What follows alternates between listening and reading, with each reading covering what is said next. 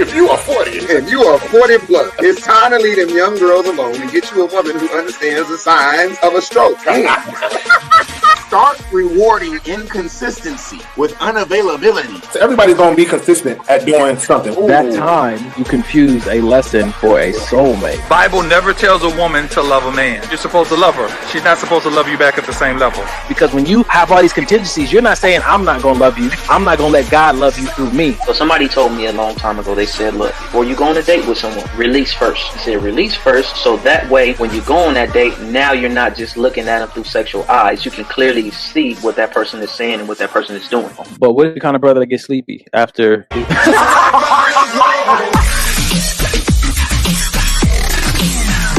You can trust them to be themselves.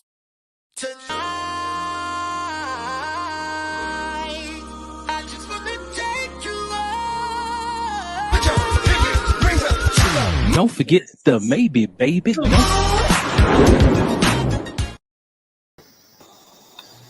And that's how it was done, ladies and gentlemen. That's how it's done. Yep. Hey man, you so quick with the commercials. It don't make no sense, bro. You're a genius at what you do, brother. You know, God is good, man. God is good. You better steward that gift because God is good, man. What's the deal, fellas? What's up? What up, yo? What up? Hey, if y'all saw the commercial, you know what this is, man. Mike, tell us what we doing tonight. Since this was all you, bro. What we doing tonight, man? So tonight is gonna be all about exes. The good stuff, the bad stuff. Can you be friends with them? Can you not? If you see them on the street, do you run them over with your car? I don't know. At this point, who knows what topics are going to come up. We definitely want all the viewers to get involved, comment, ask questions. If you got your own stuff you're dealing with the ex, let us know. Yeah, we in for a treat though. It's going to be crazy. It's going to be crazy. Never that, you know. She's probably talking about the run your ex over. Hey, real talk. Look, we're not here to be politically correct. We're here to be honest about where we struggle, where we're trying to get to, where we're at. Not looking for approval, just looking to be transparent. You know what? Who knows? Maybe this will help.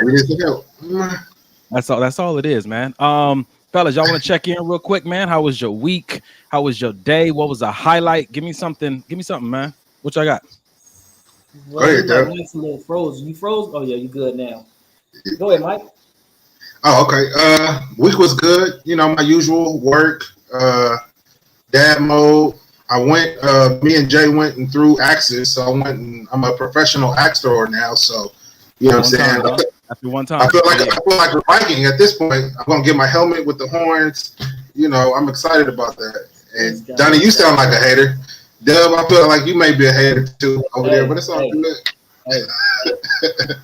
No, but good week overall. Good week, man. Okay, Dub. What about you, bro? You know what? I had an interesting week. You know what I mean? And it's crazy that we talking about exes today because I had this crazy dream, man. And this dream just like kind of sparked something in my mind. You know what I mean? And it started to make me think like. Exes are exes for a reason. God has who he has for you. It just really just made me kind of dig deep on life, and it kind of let me look at a lot from hindsight now. You know what I mean? That was a huge part of my week. You know, work is still going good. You know, kind of feel little ups and downs here and there, but for the most part, man, I'm at like a little, you know, kind of mellow place right now. You know what I mean? I've been having these spikes up and down, man. Like today, I was just on one today. You know what I mean? I was on edge today. You know what I mean? I was just waiting for the right person to say the wrong thing. You know what I mean? And they was gonna catch everything. You know what I mean? So as of right now, I'm all right. I'm all right right now. Bro, you look pretty mellow at lunch, man. I mean, Mike, did you see anything at lunch? Well, see, before you got there though, he was a little on edge. He was a little on edge for sure. It's the new haircut, you know. People act real different when they get a fresh haircut. Yeah, and then when you upgrade in your craft with the I don't want to keep. I'll call it martial arts. When you upgrade and you almost a black belt. I mean, I feel like this brother. No, tell him what it is, Mike. This brother is a red belt in Tung Sui. This brother got tongue too. He red belt. You know, we talked about it last week. The brother's a professional tongue wrestler. You know, and no stopping him now. He on his way. This is a great segue to a date with Dub too. You talking about professional tongue wrestler? So I don't know, man. Trying to throw me out there, huh? You forgot about Don? Oh, you're right. It's a day with Donnie. Oh, wow. He's out of here. I'm quick, man. I'm quick. Don't play with me. Hey, real quick before you go, just a big shout out to my mom. She turned 70 on Wednesday. She's out.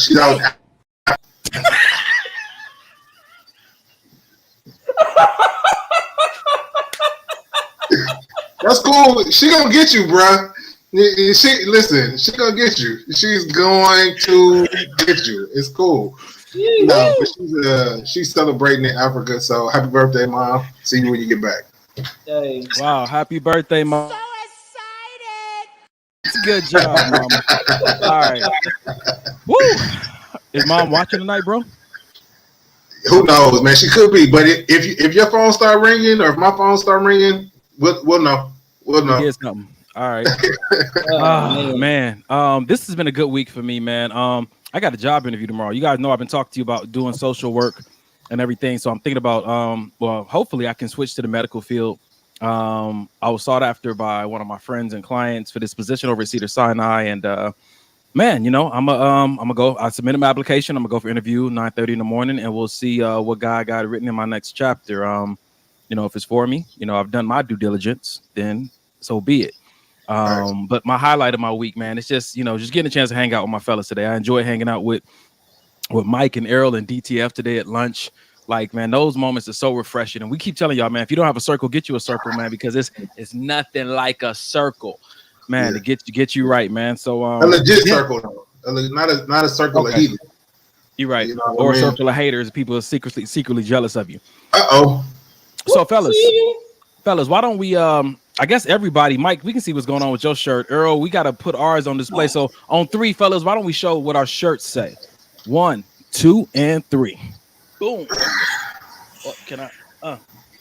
I'll read mine. Mine says X for a reason. Dub, what's yours say? Mine says I'll tell my ex you said thank you. And mine says prepped by my ex. And what does Carrie say? Where's Carrie? I know he's still doing his thing, but I know he wanted to get a shirt made. He said I ran my ex over. I ran her over. Wow. No, his said, hold on, let me find it. You want to explain to him while I'm finding this why we're wearing these shirts tonight? Ladies and gentlemen, check it out. We were talking throughout the week. We talk a lot about relationships. We're holding each other accountable to be healthy men in relationships so that we can change the generational curses that's been plaguing our communities and our lives. And so in that conversation, we're like, dude, how do you protect what you've now invested in, being in a relationship with a young lady? And said, okay, we talked about how to protect it, but what's one of the threats that we sometimes ignore? And that is like past relationships. Because sometimes there's still a soul tie there. There's still a connection there. People still got a key to the house. And you're wondering, like, so, man, what do we do in instances as it pertains to, you know, protecting my present from my past? And that is something that came up in conversation. And Mike so politely put in a group chat a question that started this entire episode. And so tonight we are talking about exes, how to get your ex back, how to stop taking your ex back if that's what you want to do, how to run them over, how to not run them over, how to introduce them to your folks, how to introduce your present to your past.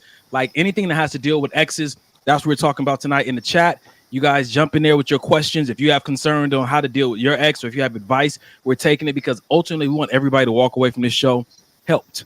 Maybe this will help. So, and the crazy thing, I'm glad you said that, Donnie, because the crazy thing is the help doesn't always come from us. You guys put things in the comments that make us look at things a different way, or it could make somebody else that's watching or read or scrolling through the comments look at something a different way. So definitely we want you guys to engage because we're all here to help each other.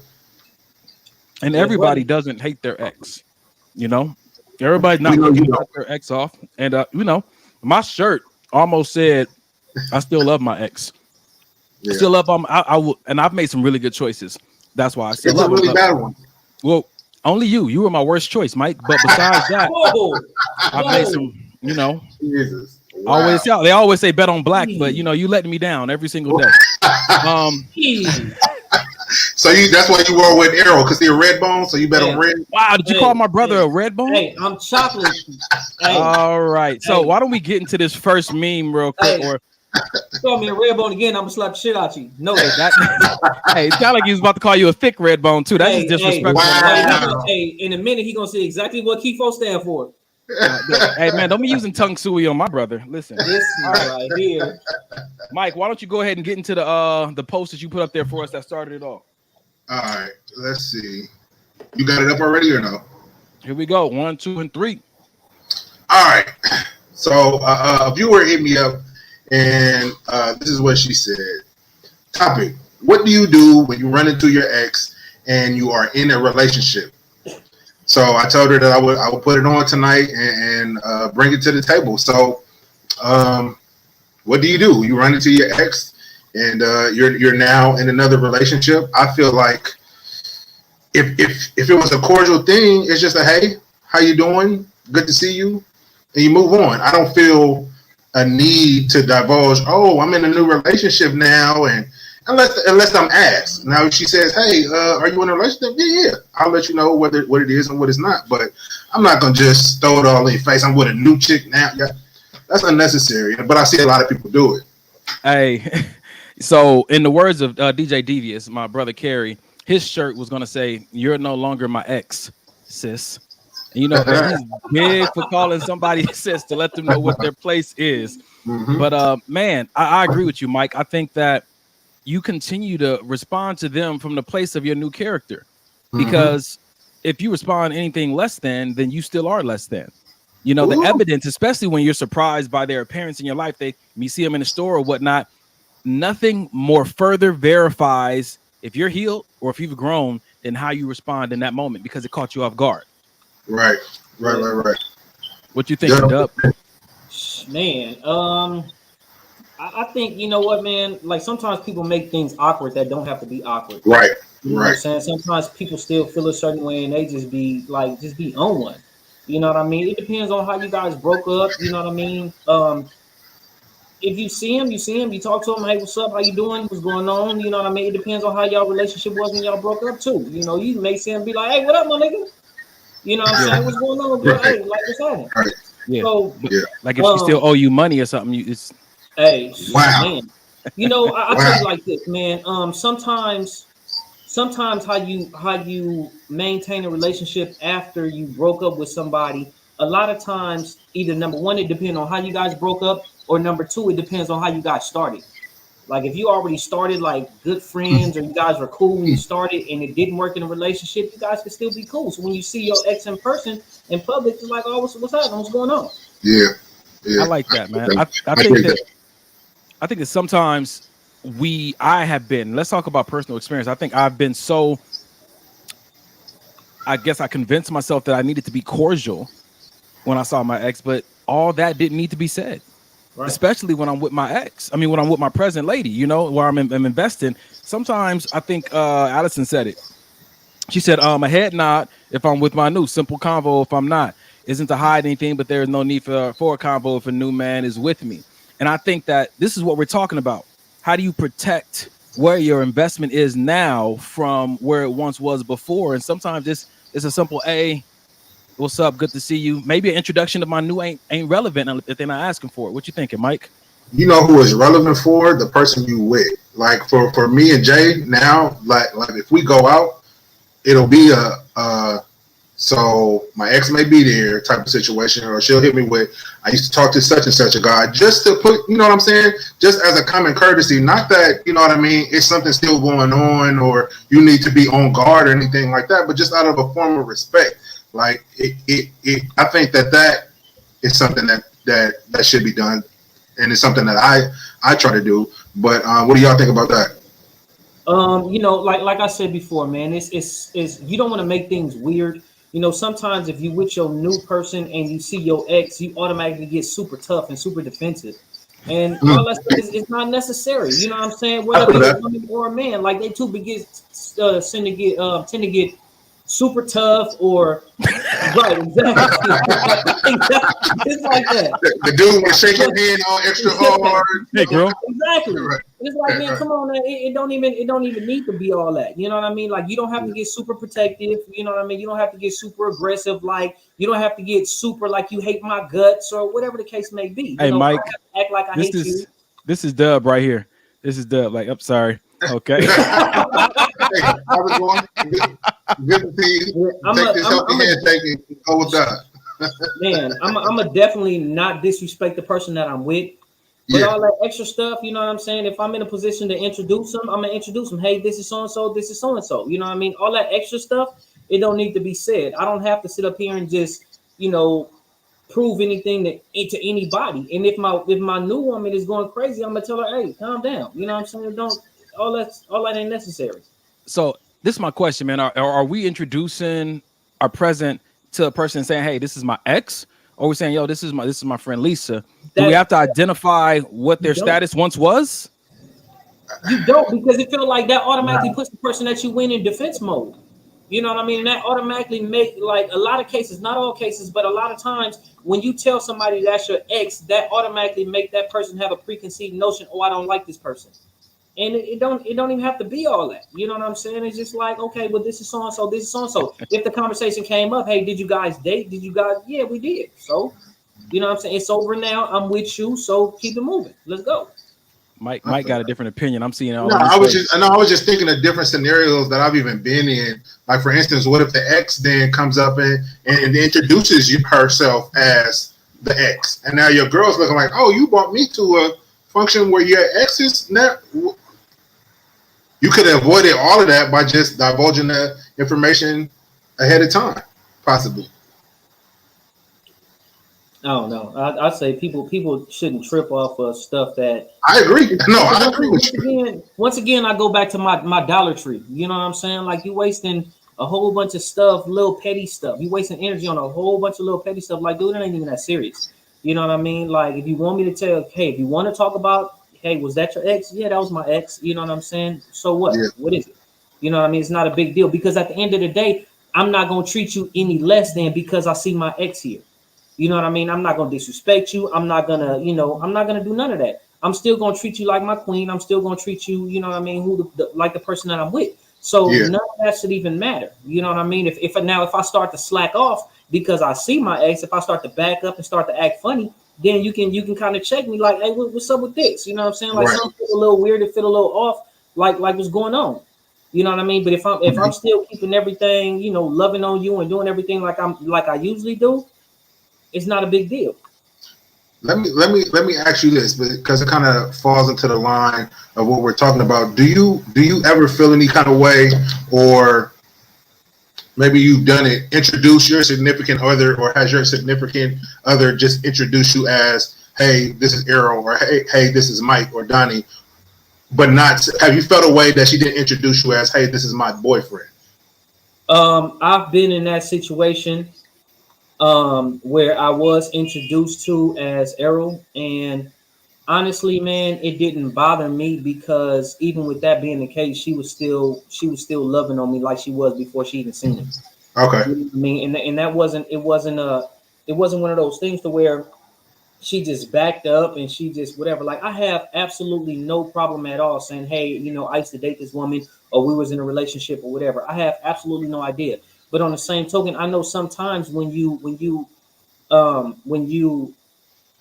lack of better terms, try to prep somebody in a sense, and you think you're doing the right thing, sometimes it automatically, they put on this protective barrier, or they have an attitude, or they're kind of looking at that person all day and just doing a whole bunch. And this is like, that's taken away from time that we could be enjoying our situation, the event, or wherever it is that we at, because you're so worried about, you know what I'm saying, that person, if they still want me, or if they still looking at me, or if I want them, or if I'm still looking at them. It's like sometimes it's not that serious. Like I said, if somebody ever asked me that question, hey, did you date this person? Were you with that person? Absolutely. I'll tell you the truth. I don't have no reason to lie. Yeah, I feel that. So let's go to some of the viewers. That question about, do you guys get offended if your man, or for the fellas watching, if your lady doesn't introduce you as their boyfriend or their girlfriend? or something like that, or does it not matter? But some people don't like Dub said. Some people it don't bother them at all. I know what the relationship is, so it don't really matter about nothing else besides what me and you got going on. What do you guys think? That's the truth is key. You know, sometimes people make things questionable and uncomfortable. You know, I was reading something. Someone asked me, "What if you still have feelings for your ex?" You know, certain situations, certain feelings and stuff like that. Things can be real awkward, and it can be a little hard to handle. You know what I mean? Yeah. It can definitely be a little hard to handle because sometimes it's like out of sight, out of mind. You know what I'm saying? I'm not thinking about that person anymore, so it really doesn't matter. Then once you come across that person, it's like, oh wow, you know what I mean? I still feel something. Like, what is this?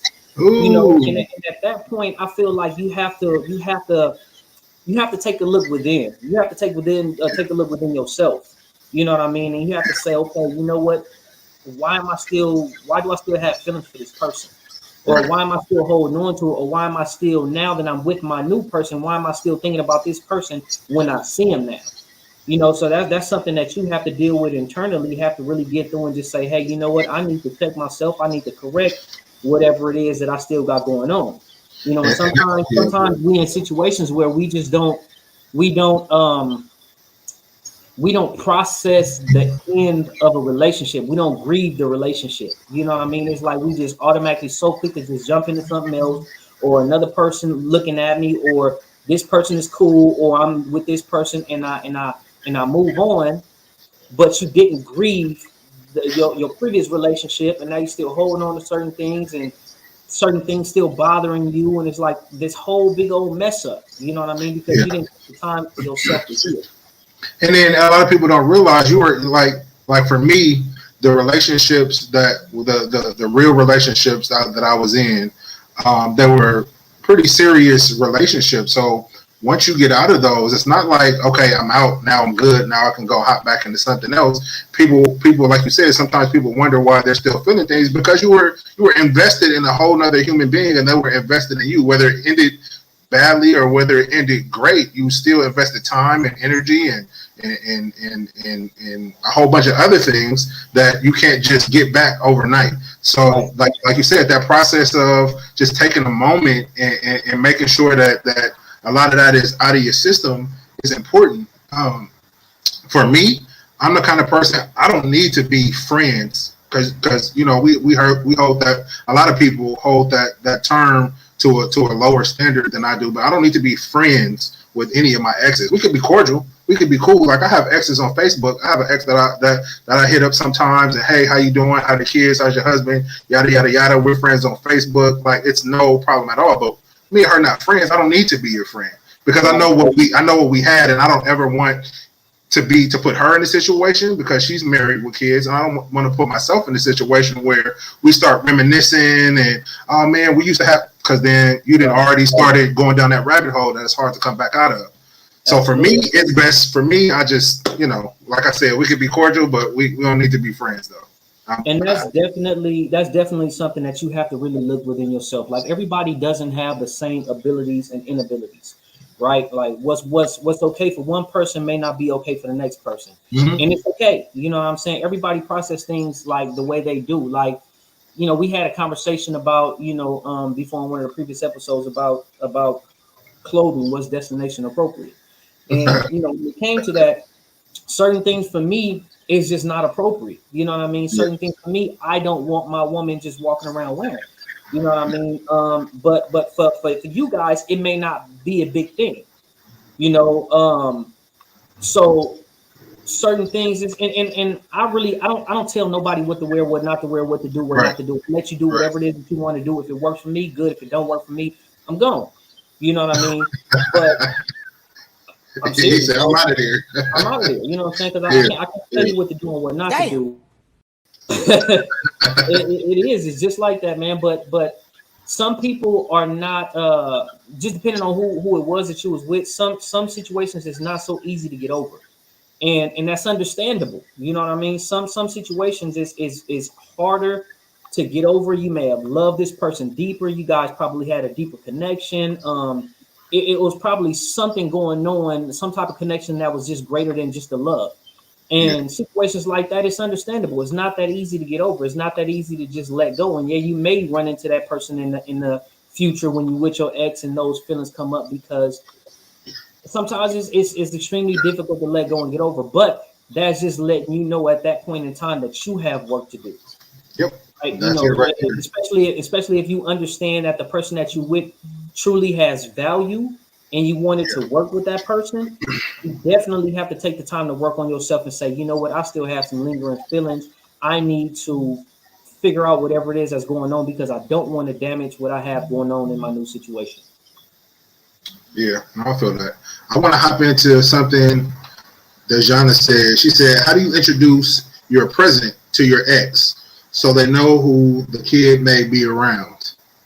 So I'm assuming she's saying you have a current relationship and you have you and your ex have children together. Tell me if I'm right there, Jana. How do you introduce your present to your ex so they know who the kid may be around? Or are you saying you and your ex have kids and you need to meet their new person to talk to their new person? Like, hey, I know you're gonna be around my son, so I need you to know that I'm not cool with him being around a whole bunch of smoking and drinking and cussing. Like, you know what I mean? Because that's a touchy subject. Thank God that I didn't have to go through that with my son, because his mom is just not in the picture.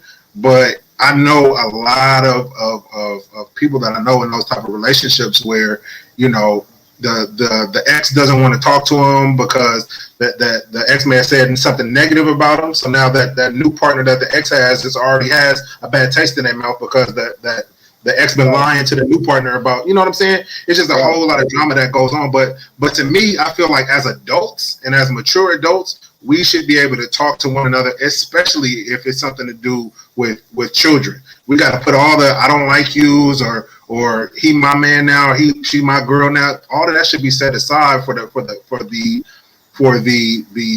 well-being of the child. And for me, if I have a girlfriend and she has a problem with my baby mom, we're gonna squash that off top, like, because this is my child is involved. So she got to get her stuff together and you got to get your stuff together so we can come together. Y'all don't got to be friends and hang out on the weekends and all that other stuff. But for the sake of my son, we got to get it together. Absolutely.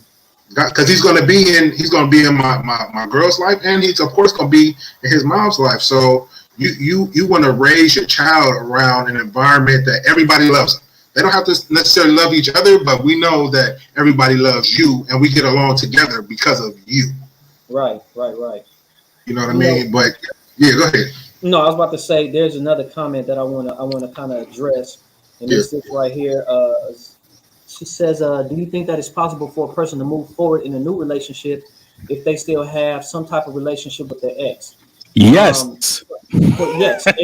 Don't come back in here talking, brother. Don't come back. Yes.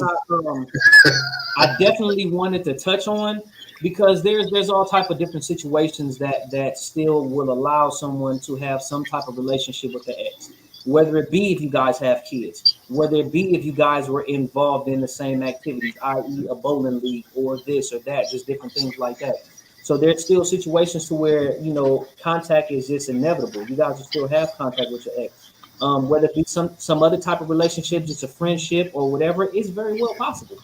It's very well possible to still maintain some type of relationship, but it goes with respect. You know what I'm saying? Exactly. With your partner. I want to add this piece in there, man. Sorry for that little computer outage I had, but my relationship with all my exes is healthy, right? You know, do we hang out every day and all that kind of stuff? No, but this is the key thing for me, and I'm grateful that I've had this experience. 'Cause I know everybody hasn't had this experience with their exes. I made wise decisions. I was friends, I believe, with all of them first. And so you can't really return back to a state you were never. So usually you meet somebody, you date them, and they say, "Oh, we should just go back to being friends." We was never friends. We can go back to being strangers, because that's a demotion. There it is, man. There it is.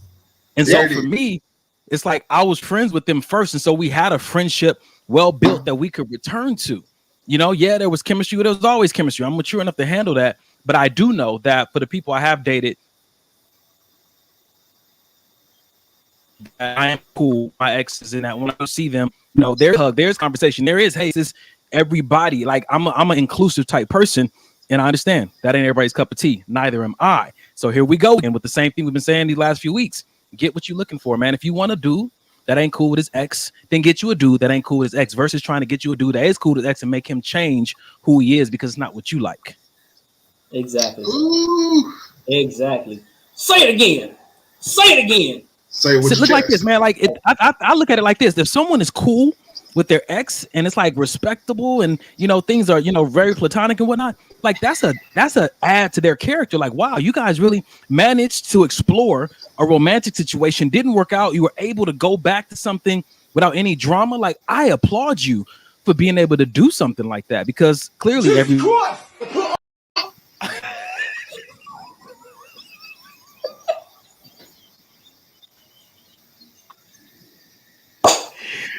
wow. I forgot that fast. Wow. So listen, man. Jesus. Jesus Christ. Right. Jesus Christ. Hey, answer this one then. Dub, one of y'all said the ex may try to sabotage. If your ex is trying to sabotage where you presently are, and I speak this even for myself, then I have to question my vetting process. How did I not see that crazy initially? Right. And people always try to say, "Oh, I didn't know," or they weren't like. It's always some telltale signs in there. I think that when we're actually in the midst of that relationship, we choose to see orange flags instead of red flags, or we choose to say, "Oh, he's not really like that," or "Oh, he'll never hit me again," or "Oh, she'll never cheat on me again." Man, if you see the flags are the flags. You got to deal with the flags. So not saying Dejana that you're wrong in choosing the person that you chose, but more so to just say we have to be, like Donnie said, we have to be a lot more careful about vetting these people that we allow in our space. Not only that, vetting these people we have freaking children with, and I'm one of them. I'll tell you, I don't know what was going on with my antennas that day, but God is good. What I'll say to that, I'll add to that. Sometimes. Is this okay?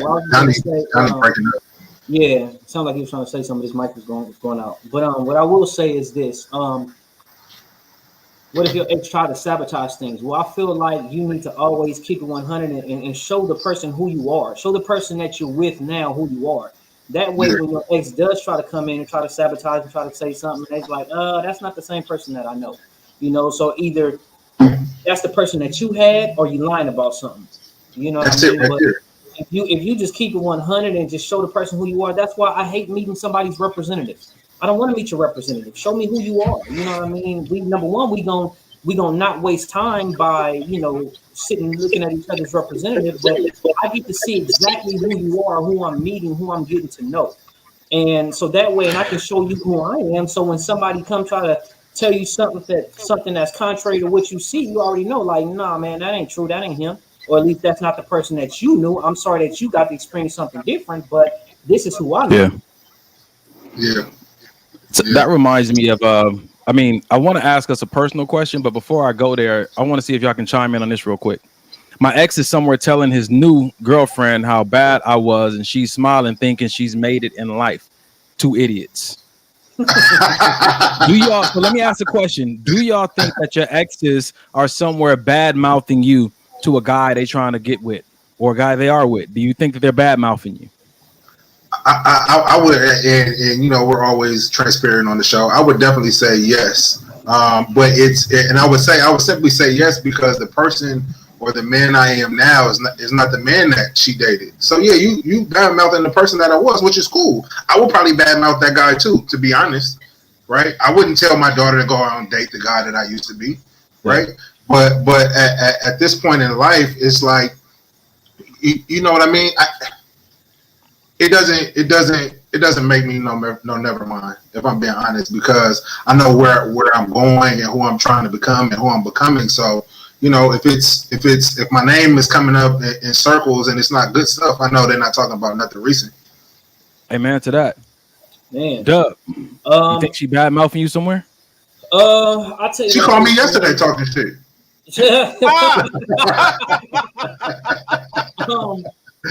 I'll say this, man. Being completely honest, if she's being real honest with herself, she's not bad mouthing me. If she in her feelings, she probably is bad mouthing me. Ah, that's good. All right. All right. That's Now, good. I'll say it like Mike, man. I mean, I've done some stuff that people didn't like, and clearly I'm not with my exes, any of them anymore. So there was some things we didn't agree on. But I can honestly say, and I could be delusional, but I don't think I'm being bad mouthed. I could be delusional. I mean, for real though, I could be delusional. I think I did a good job. No, but for real though, I don't think that I'm being bad mouthed, and I think that I have to be cautious of not bad mouthing my ex in moments where I didn't get what I wanted or things didn't go the way that I thought they would, because we can't just sit here and look at it from the side of just a victim. Like sometimes we get loose in these lips and we're the perpetrator of some gossip. And what does that say about you? Because no matter how bad you talk about your ex, at one point you chose that person. That's 100%. That's right, man. Look, and that's why even to this day, even when I talk to people, you know what I mean. I used to be very careful about how I talked about Dennis' mom, and you know what I mean. And I definitely have never said anything negative to her. I mean, to Denham about his mom, but you know what I mean. It says a lot about your character when you can know the type of person that it was and still not really just go in, you know what I'm saying, the way you could. You know what I'm saying? And to me, talking about exes and what they did in new relationships, because I've done it, and I feel like it's almost therapeutic to be able to do that with your new partner. Some people don't like to do that. I don't need to talk to you about nothing I was in once, but for me, I've done it in a relationship I am now, and it just kind of helps that person kind of gauge where you're at, how you were thinking, what trauma that you've been through, so they can kind of look out for certain things, you know what I mean, and kind of get an idea of where your head is now that you're out of that relationship. You know what I mean? Because even with Jay, like even with sometimes with Denham, I'm sensitive about my kids, even with her. You know what I mean? But she knows where that comes from, though. Where that comes from. You know what I mean? The trauma that we've both been through with his mom, and she understands that. But if I would have never told her about my ex, then she would have never known, and she would have been like, "Oh, this nigga, what? Yeah. You're crazy." And that goes back to the communication piece, being able to talk about your past and what you've been through. I think that's been a big deal for me. Again, never forcing anybody to divulge their history, but just getting history on people is important to know, just like a brief summary of who you're dealing with based on like experiences you don't have with them, and I know some people like, man, I don't talk about my past, don't want to talk about my past. You ain't got to, but understand that might be limiting for certain people. They may not be okay with that, and that's just, that's something we have to address. Yep. Yeah. I got go. Oh, what you say? No, I got a question for all of us, but after you go, Dub. Okay. I just want to say, like I was looking at some of the comments or whatever, and one of my friends is over here, and she would always joke around and just say I was a scumbag. You know what I mean? But it was just all jokes. Said you was what? A scumbag. Like talking about my nephews and my niece, like, oh, you're scumbag, uncle, this and this and that, stuff like that. And it was all a joke, but it's just crazy because just realistically, like sometimes we tell things from our perspective and our perspective only, and sometimes we really don't dig in and really see the hurt and the pain that we cause other people. And I definitely have done some scumbag stuff. As a whole, was I a scumbag? Absolutely not. You know what I mean? I always try to make sure I'm doing, my best and trying to be a good person and try to look at how I treat people. You know what I mean? Because I don't want to be treated all crazy like either. But I definitely have done some scumbag stuff. But I just want to say, like, a lot of times people will only highlight what's projected out, what they actually see. They don't take the time to look within and see, okay, well, damn, I messed up right here. I was doing this, I was doing that. And it's very important to take a look at what you're doing, because it's so easy to quick to say how bad somebody made the relationship. But when are you going to take responsibility of how bad you made the relationship? How many people are talking about you and say, man, I sure dodged the bullet with that ex? Yeah. You know why I like that, Dub, so much? Because I feel like that's what this show does. We don't get on here and bash anybody, not even ourselves, but we do give a fair assessment of both parties. Yeah, we have our issues with what they did, but we never just highlight that to the point that we don't talk about us. That's one thing that helps me on this show, because I think for people to take accountability for what they've done in relationships, that was some scumbag stuff, they need to see other people doing it. lead by example. And I feel like, when we say, look, I wasn't perfect, I played my part in it too. And break it down in detail what I did and why I would do it different in the future. I think that's important. You guys know me and my ex, one of the issues was she, her safety. She didn't feel secure around me because of so many women and stuff coming. I never cheated, never wanted to. But it was just an environment she didn't have that I didn't really know how to provide because I had never been with someone, like her. And I recognize, man, being in a relationship with me is like bungee jumping. You don't feel the security until you've been down that road a little bit further. Like, I'm not gonna let you hit the water, but it's gonna look crazy for a long time because it's a thrill. It's an adventure, I'm gonna take the leap. Like, okay, when you gonna pull the brakes? Yeah, right. And I just, man, I be wanting, somebody to be like, man, I trust you. I say, I trust you. I trust you. It's all good. I want them to be like, man, hey, you can be with me. It's going. Jesus Christ! Put on! Jesus Christ! I recognize that is something that I need to address within myself because what is fun and exciting for me may not be the same for them. If you ever driven in a car with someone who drives fast and you drive fast as well, it feels different sitting in the passenger seat because you ain't got no control over it. You know what I'm saying to you? So, yeah. Anyway. I want to ask you guys this question, fellas. You can decline the answer if you want to, but here we go. If you and your ex were locked in a room together for an hour, what would happen? If you and your ex were locked in a room for an hour, what would happen? Huh. Okay. I took y'all off to give y'all a chance, but y'all here now. So oh man. I was letting y'all breathe for a second. Y'all want me to go first or y'all going? Go first. That ain't right. No, I'll go. Right, so number one, it depends on which ex, because it's several different answers. Well, at least 5 different answers. Might go catch a case. Hey, you get in that room, bro. You're gonna be like, no. For me, it'll just be a lot of talk and catching up. Nothing. I don't have any real. Wow. I don't have any ill feelings towards.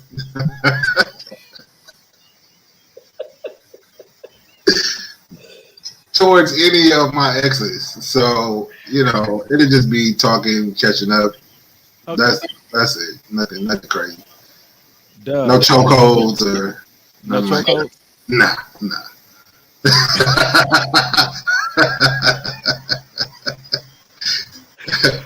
What you got, Dub? Dub, what you got? Oh man. Honestly, it have to depend on who it is, man. Like each person that I was involved with, we had a different type of relationship. You know what I'm saying? So some of them may just be like, damn, I can't wait till this hour is over. And some of them it's like, yeah, please let me out. Let me out. Some of them, man, some of them we probably have a real good conversation. You know what I mean? And then some of them I probably have to stand facing the wall. Why is that? I have to stand with my back turned towards them facing the wall. Why is that? Man, you know what I mean? I don't want to get excited. I don't want to get, exactly. Magic Mike. No, hey, that's smart, man. If Dub in the room, like no, and also once again, like honestly, it'll also have to depend on, you know what I'm saying, if I'm in a relationship or not, if I'm dating somebody or not. Because if I'm single, you know what I'm saying, and we in the same room, you know what I'm saying, then it's something different. But if we were in a relationship and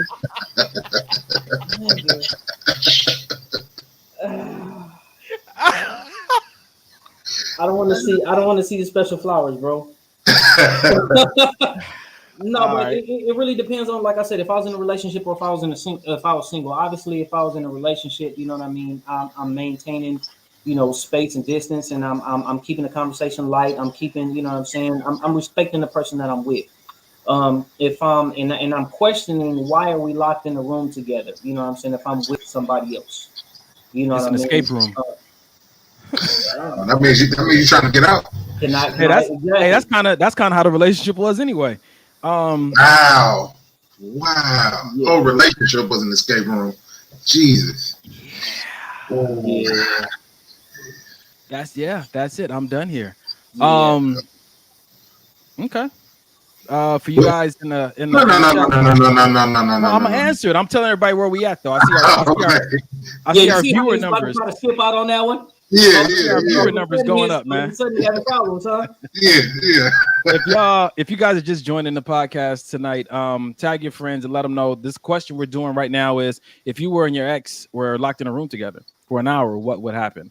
Man, clearly I chose people that I was definitely attracted to. It would depend on who it is. I think my most recent ex is the one I have the most, chemistry with still, because it's most recent, or it was just different than some of my things from the past. But I think that, like Dub said, it had to be a lot of self-restraint, which again just goes back to my vetting process. Like, I don't choose someone that I have it's easy for me to look at and not want to, touch or do something with, but Dub said, like, if you were single, if you were in a relationship, it was different. If I was in a relationship, I wouldn't be in there for a whole hour. My chick will somehow figure out how to get in that room and get me out. I know that. That's just kind of women I choose. She would somehow get in there. She's going to talk to the manager, the people who built the building. Somebody going to give her a key, or she's going to run that thing down. Ventilation system, all kinds of stuff. And I tell you what, when she get in there, I'm going to be in the other corner of the room somewhere. That's why I said I'm in there with my back turned. Let me tell you where I failed in the past, as this metaphorically speaks to relationships. Maybe you're not locked in a room, but maybe you are at a workshop or a convention or a class or the same store, with your ex, and your girl either knows about it, doesn't know about it. I've been that kind of guy. My first mindset, I'm a coach. Let me talk to them, see what they're going through, try to help them. And I've had women be like, man, you are extremely too helpful to be in a relationship. You're too cordial. You're too nice. Too much chivalry. Don't open up the door for her. Like, I've had people say that kind of stuff to me. And me and Errol had the conversation. We were like, no. I'm not saying my exes said this. I'm saying other people. I know. Right. No, yeah. But me and Errol was like, dude, like, you try to be a gentleman in public and do the nice things and whatnot. And then people look at you crazy for doing that. And then when you do the scumbag stuff, they look at you the same way. And you're like, well, geez, can I do anything right? No. But I know for me, man, I've been, since me and my ex broke up, she's come to town a few times, and we've definitely been in rooms by ourselves for extended amount of time and talking and whatnot. But she's a mature person. I'm a mature person. We ain't make no moves in any direction that were inappropriate, So wow. I mean, the love used to be there, but let's see what the people are saying in the chat bar, man. Yeah, Allison, you exactly. Yep, can't be a fixer-upper with everybody. And that's one of the things that felt like somebody in a relationship with me is on a bungee cord. Like, when are you gonna draw the line, Don? When are you gonna be like, nah, and it's hard for me to identify, oh, you feel threatened by that? My bad. Let me adjust that. Wow. Yeah. Yeah, we got stuff in the chat, and then we also got some stuff lined up, man. I got a question when y'all ready. Yeah, a lot of people are saying depends on the ex. Depends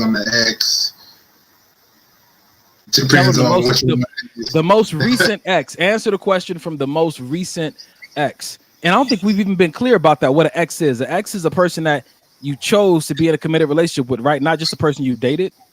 Are we saying that? Yeah. Not dated for sure. Yeah. So check this out. My ex from 12th grade hit me up this week. We talk every few years or whatnot, but she hit me up this week with a random question like, "Hey, am I your ex?" I was like, "All right, do you have my computer bugged? Why would you ask me this question?" Because we've been talking about this show all week, but she's not, we hadn't posted anything on the socials yet. But she asked me, and I gave her the backstory, like, yo, we're doing a show on exes this week. And she was like, "Am I your ex?" She said, because I know that your answers are kind of be like, well, we were children, so you don't really qualify as an ex because we weren't really in a relationship because we were kids. And I said, I could definitely see myself saying that. But what do you guys consider an ex? Just like you said, somebody that you were in a committed relationship with and you are no longer in that relationship with for whatever reason, good or bad. What if they were in a committed relationship and you weren't? Huh? Ooh, I said, what if yep. they were in a committed relationship and you weren't? Like, that qualify? What if she caught feelings that weren't thrown? Does that qualify? Well, then how could they ever be in a relationship? To me, a relationship is when both parties have agreed. Hey, I feel this way about you. I feel this way about you. Now let's bring these feelings together and come. Let's try to do this thing. To me, it can't be in a relationship if it's one sided. Look at this. Check this out. But they happen. Go ahead. Someone I have regular sex with doesn't have to be a commitment. That's fine. That is an arrangement. That's not a relationship. Agreed. Are you, or unless you're my ex-sex partner. Wow. Yeah. I think this is, and when she hit me with that text message, I think it was a valid question, because a lot of times we do give ourselves titles that no one else gave us. We do that. I've been in relationships before, where I took on the title of, I'm gonna be your father figure because you didn't have one. She didn't give me that title, so I can't be mad when she doesn't honor me in that respect. And I've been in situations with young ladies who have broke their backs to do things for me, and they felt like that bought them the title that they wanted with me, and I never gave it to them, and they didn't understand why I wasn't responding to them from the place of honoring their efforts. But unless someone tells you, "Hey, you are my person," don't assume you are. That's real talk, because and go ahead. No, you got it.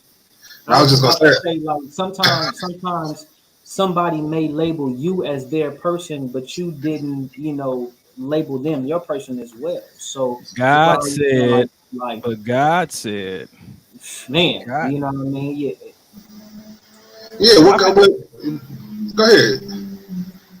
Because I know what you're about to say. Because I've had the whole God told me we were supposed to be together scenario too. Well, he didn't tell me. So until that time, you could go with him. Go with God. And I'm not even saying that it's wrong for you to tell somebody that. It's not my place to say that. But what I am saying is that if you tell somebody that, understand that that's not what they heard. So don't expect them to start acting like they heard it from God when they heard it from you. I feel that everything that God tell you don't mean that you're gonna run and tell the person, or that you put it on blast. Some things you need to just keep to yourself until it comes into fruition. You know what I mean? That way you don't end up looking stupid. That way you don't run the person off. Because because sometimes God may have very well told you that this woman was the woman that he had lined up for you, but you ran off and told the woman. Now you done scared her away and missed out and ruined the blessing that could have potentially been there. Dang.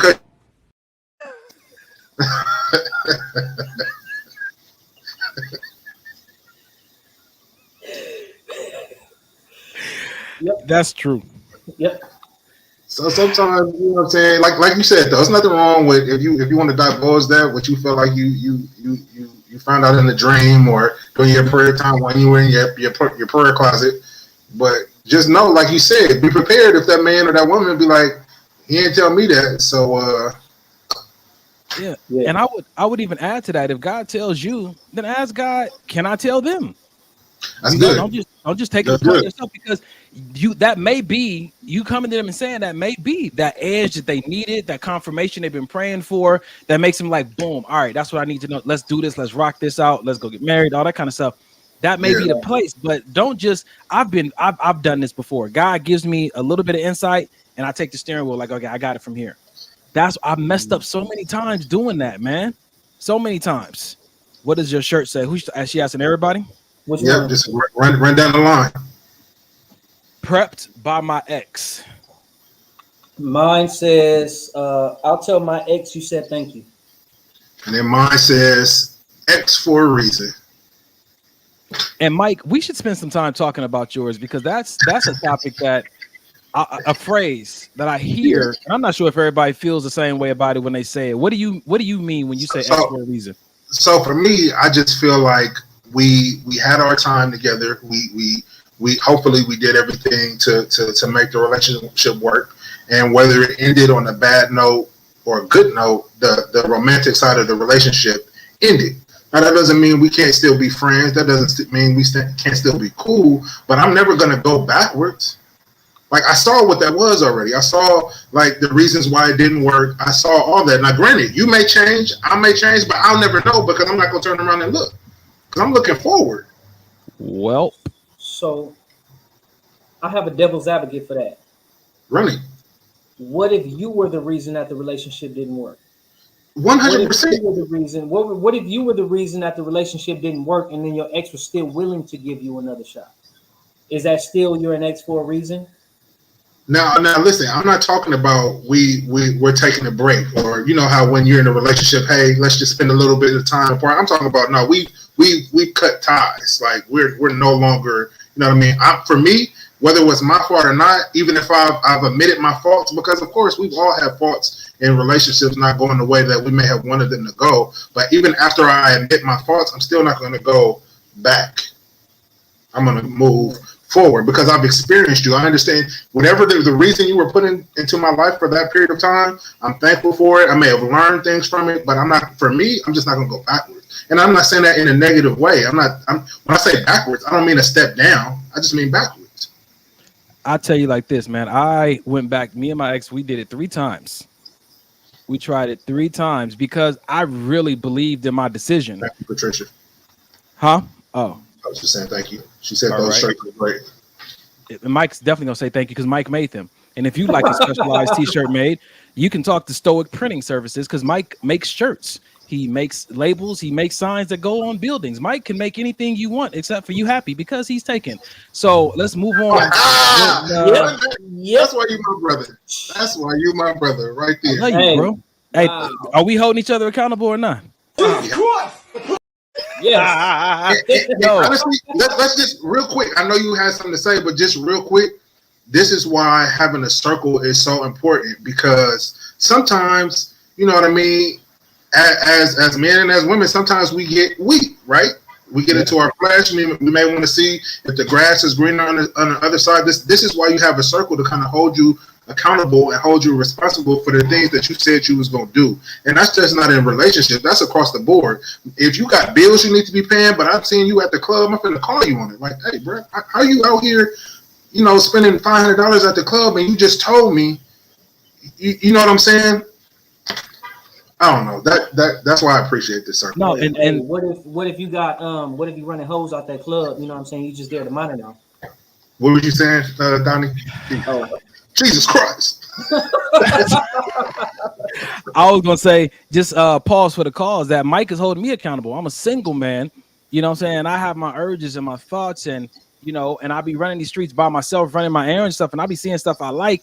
And me and him have code words that we text each other. He'll hit me with a code word out of the blue, keep me on check. You know what I'm saying? Late at night, hit me with the code word, tell me he going to the gym or something. I'm like, you know, that's where I need to be also.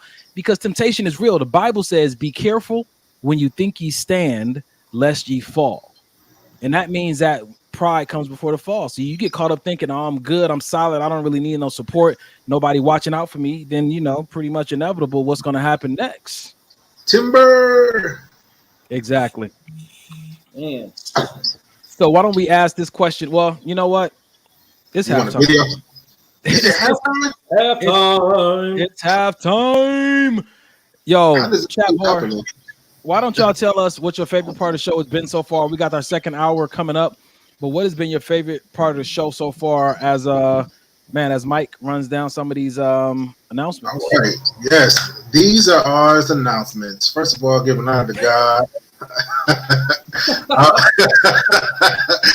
So the biggest thing I think that's going on for us right now is we have officially been linked up with YouTube, ladies and gentlemen. We've been talking about it probably since before Donnie and Dub got on the show.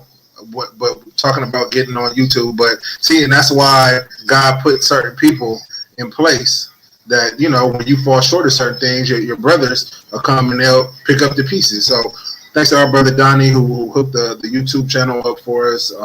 You guys can go on, maybe this will help the podcast on YouTube. It's a link on my page. I think the link should probably be on everybody's page by now, but just do it in the chat bar.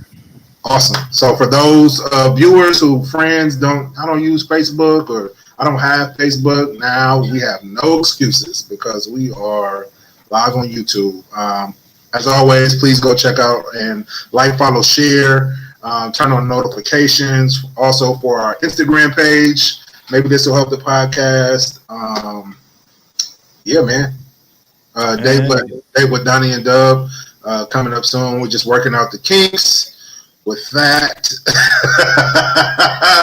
Just working. Listen, single ladies, these. Wow, that brother forever trying to pimp. Jesus Christ!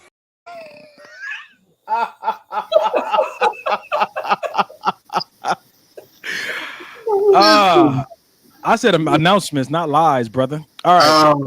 Okay. How about you hit this announcement up, bro? Oh yes. So what we do here is 100% based on calling that the four of us, including my brother Kerry, who's not on the show today, but will be soon. We feel like it's a calling from God.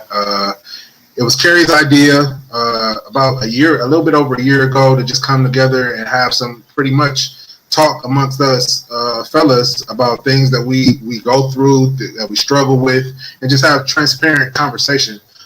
So saying that to say, we do all of this just out of because we want to do it. We don't get paid to do it. We don't have any kind of monetary nothing coming to us, but it does cost money to keep the show running. So we have set up a Cash App, and that Cash App is Maybe This Will Help.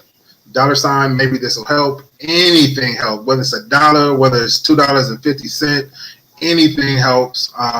Pretty much all of the money that we get to that Cash App goes towards something for the show, whether it's mics, lighting, to pay our StreamYard bill.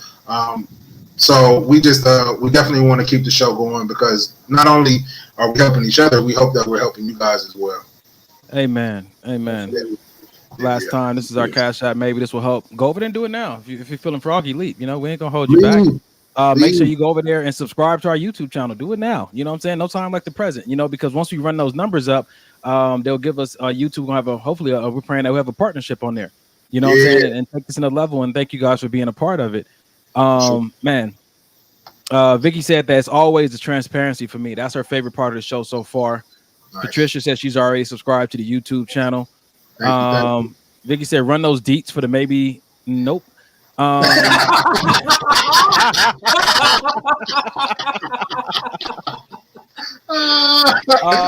man. I also have a couple comments on my personal. A couple people are looking at it through my personal page, and Wendy said transparency, best part for her. Nice.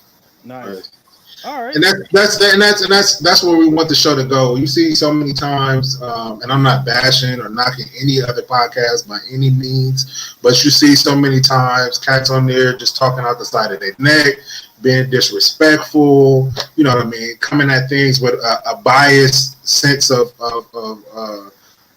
thinking. Here we like we always say, we're not counselors, we're not therapists, we're just giving it to you raw, because it's either things we've experienced, things that work for us, things that didn't work for us. So we just put it out there in hopes that, not in hopes, but maybe it'll help. So it's a couple comments in the comment section that I think we should kind of clear off, get rid of. I'm about to say, don't worry about that. I'm making sure I clear that up now, but that's only showing on YouTube. That ain't showing on every platform. Okay. Yeah, so I'm gonna take care of that right now. Don't even trip. Y'all ready to get into a video? Are we ready for video time? Let's run it. Let's run it. It's running. All right, so here we go. Let's see. Our first video of the night is so many options. Come on. How about this? Come on. Let's start with this.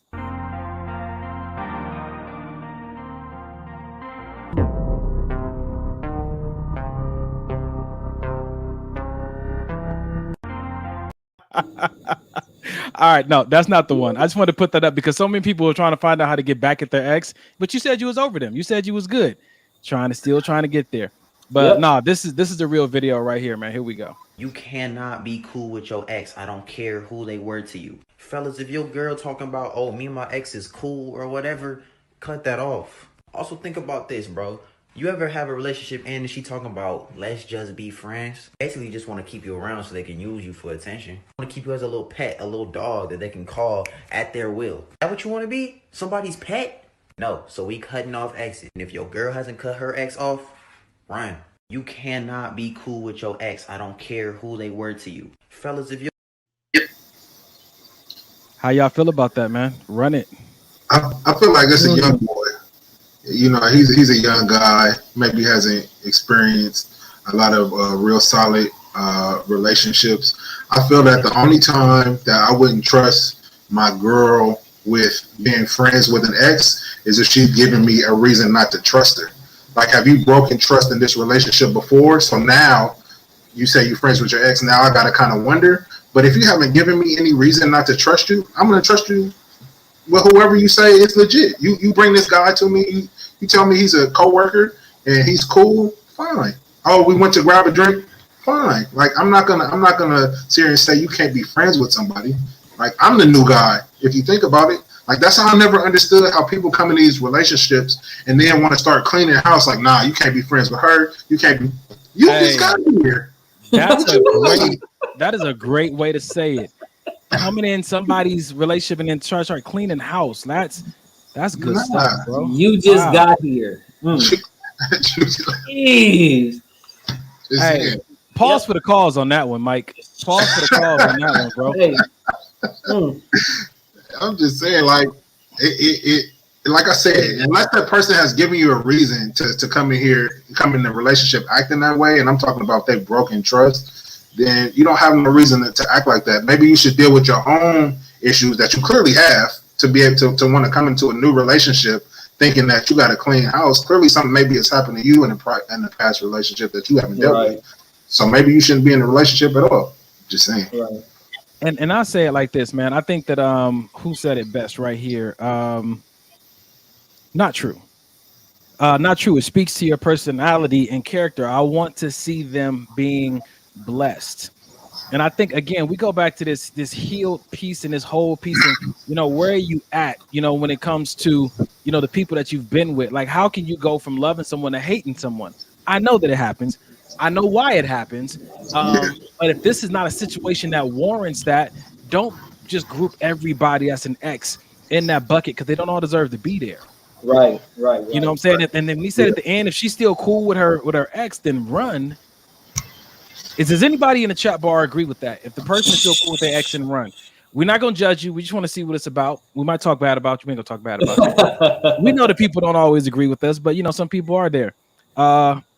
Kiss May said, I disagree, and my son is probably older him, so I don't think he has much experience with relationships, you know. But it was worth having that conversation because I've had people tell me before that, like, nobody's gonna want to be with you because you're cool with your exes. That's I had grown-ups tell me that before. That's definitely unfortunate. You know, it definitely. I mean, I hear what people are saying. It speaks about your character. It speaks about your level of maturity.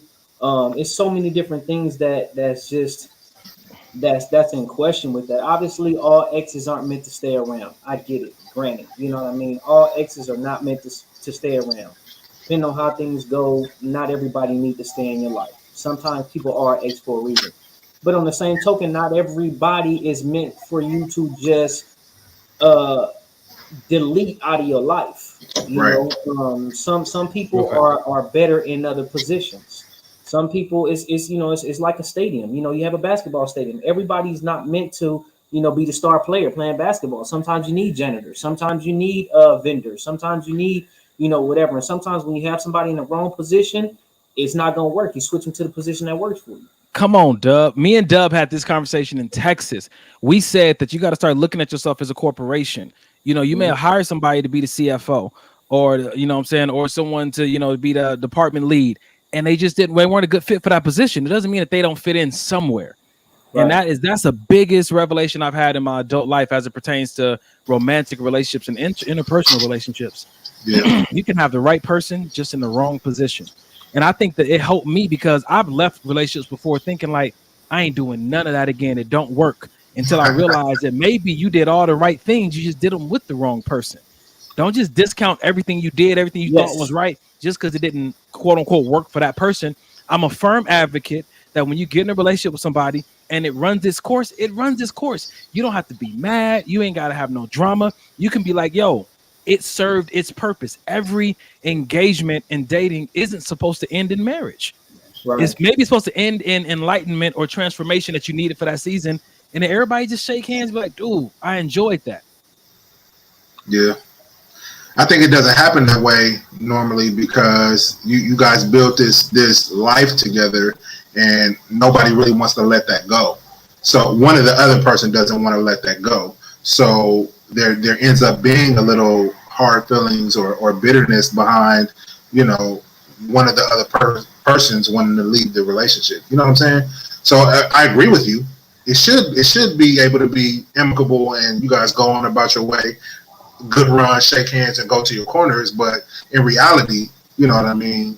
It's a little easier said than done. This goes back to your circle though. Like I remember with my ex, we were like, "Yo, we're gonna be friends and whatnot," but not everybody around was voting for that choice. Nah, y'all need to separate. Don't talk no more. Cut off socials. But we had so much invested in each other as friends. Like we were partners in ministry.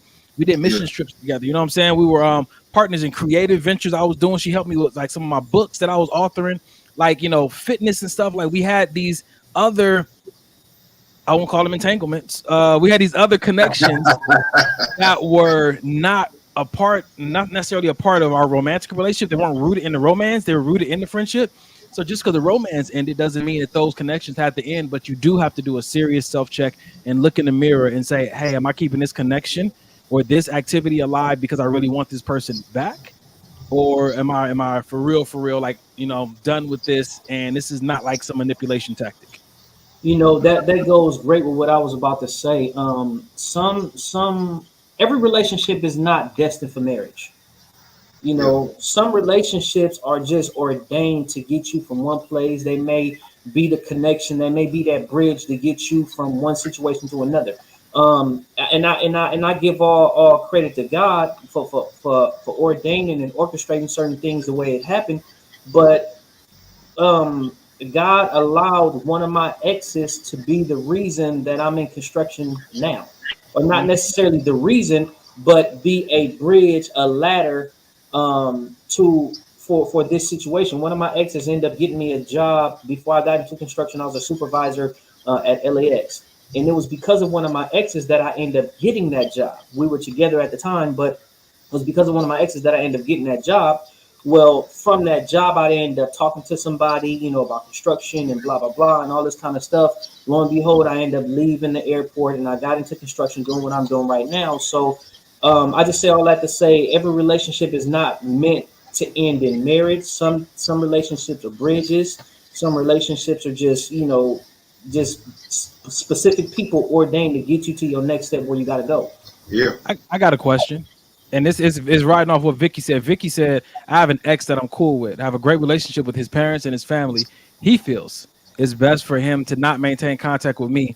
I honor that request. What do you do when you have been traumatized by an ex and you no longer want to be with them, but you still good with their family, and the family is still like, man, I know she messed up.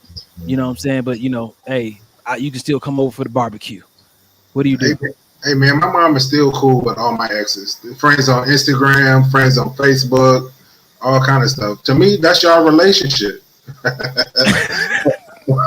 that's their relationship. That don't have nothing to do with me. If they built something, whether you want to call it a friendship or whatever the case may be, granted, it was built because of our once relationship. But if that's not what it is and they choose to keep that relationship, hey, I'm all for it. It is what it is. So how about this then? I'm gonna pose this to you guys real quick. Last thing she said was, "You've known how I felt since the beginning. I've always been open about my feelings and even willing to bend over backwards for you. I'll always be here for you no matter what. But if you don't think having me around is good for you, you should cut off all ties." Then after that, I just didn't reply back to her. But it's okay to let things go in your life because there are better things ahead. Ooh, that man was hurt. And so I ask you guys, like, we talk a lot about, I'm friends with my ex and whatnot, but let's get even personal, man. Have you ever been in a situation that ended and it was bad and you didn't want to and you didn't need to stay in contact with that person, even if it was for a season? You know what, man? I'll be completely honest. When it comes to this, I was in a situation that ended up turning out bad, and we separated for a while, and we end up getting back together and just hanging out and trying again, and it didn't work because it just went sour, and it was one of them situations where I'll explain to you guys before. I was in a situation way longer than I should have, You know, in that situation, that relationship was something that I should have left when it first went sour. Yeah. Yeah. But why don't we? You know, for me, honestly, I wouldn't necessarily say it was guilt, but it was like I start to question myself, like, well, was I doing everything that I was supposed to be doing? And if I was doing everything that I was supposed to be doing, would the relationship have gone the way it went? So I started to question myself in certain things, and I tried the second time because I wanted to say, hey, you know what? If I did walk away, I want to know I walked away doing my very best. Yeah. I got you. Yeah. And a lot of times though that excuse me, it's welcome to Inglewood. Mike and them ambulances, man. After Mike go, I got another question I'm gonna pose to our audience. Go ahead, Mike. I was going to say, I think a lot of times that wanting to stay to make sure that we've done everything and exhaust all of our resources, I think we have to be careful with that, because sometimes that can make us stay in situations far longer than we need to stay in them. And it can cause a lot more heartache and a lot more pain than if we would have just cut our losses at sooner than later. You know what I mean? Because I'm guilty of that, and I'm like Donnie. I'm a fixer, so I try to fix everything. Like, okay, don't worry about it. I'll fix it. And sometimes you end up taking on the whole relationship by yourself, when in so many words, this person has already told you they've given up on a relationship. So why would I then? You told me you've given up on a relationship. So why would I then take the relationship and put it on my back and then try to carry the whole relationship by myself? You know what? I don't think that we lose wisdom. I think we lose perspective. Mm-hmm. That's what happens in a relationship, and that's why it's so beneficial. Like when me, Carrie, and Errol sat down one day, and we made a vow that we was not going to do any. We were no longer going to do relationships without our brothers involved, because we've all been guilty of it. To where we get in a relationship and then we don't hear from them. Damn, where Dub at? Where Don at? You know, oh, I'm building equity with this woman, but I'm doing it without my circle, without my close friends to me to help me maintain perspective. You know, and we saw that as a pitfall. And we saw that as like, you know, a personal threat that we do against our own personal well-being, because we're so engulfed with this person and we like them and we want to sit with them all day on the phone. And, you know, we love all that stuff. You still got to make time for the things that help you maintain peace in your life and happiness, because that person, just because you like them now, is not ready to take over the full, you know what I'm saying, accountability that your circle provides for you, or that nourishing. And so we made that commitment, and we don't lose wisdom. We still understand what to do. We just lose perspective. We don't understand where we're at and what's at stake. You know, I've had the opposite side of that coin, to where it happened where, you know, the other person was trying to monopolize my time. And I'm just like, look, you know what, you like me because of who I am or because of what you see. But do you understand these people around me help contribute to the person that you like? Yeah. So you want me to give that up, and now are you sure you really want to take over everything that they were there for me? You know what I mean? Because number one, I'm not just gonna let you in so soon anyway. Right. So you sure you ready for that? You know what I mean? Because you're not gonna get it, but you sure you think you're ready for what you're asking for? You're definitely not gonna get me just, you know what I'm saying, turning my back on my circle or just pushing away from my circle. You know what I mean? So okay. So since we're talking about this piece of it, man, I got a question for everybody in the audience, because we fellas and we want to know. This is a question I want to pose. And again, you know, if you guys just checking in with us, we're in the second hour of Maybe This What the Podcast episode, all on exes. If you know somebody can benefit from this, tag them in the chat or shoot them a text and tell them turn this on. It's on Facebook and YouTube Live, so they can contribute or they can be helped. Here's a question to everyone in the audience. Do women have the one who got away conversation too? Do women have the one who got away conversation too? You often hear men talking about that. Oh, you know, that's the one that got away. It's the one that got away. But do women have that conversation too? I feel like they do. I've been told by women before that they thought that I was the one that got away. Mike always on this show lying about stuff. Every time we get on a serious topic, this brother.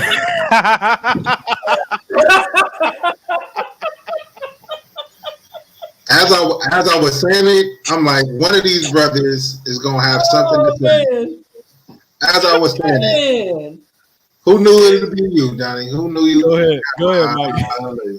No, I'm saying I know for a fact that they do. I just feel like it's not as vocalized because women are considered to be the prize in the relationship. Like the man has to chase the woman, the man has to pursue the woman. So I don't think that conversation of he's the one that got away is really talked about too much because that's not how society has set it up.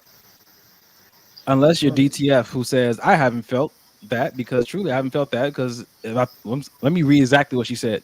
I haven't, because I truly haven't felt any man got away. If it was meant, it would be. DTF, we talking to the other version of women. Pookie,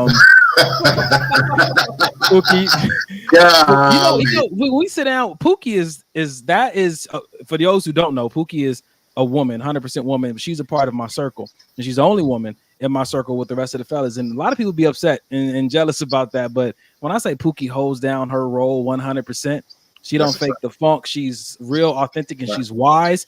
And she's crazy, which is one of the reasons why, you know what I'm saying, we are all bonded together like that. But I do recognize that oftentimes Pookie thinks real different from a lot of women I've been exposed to.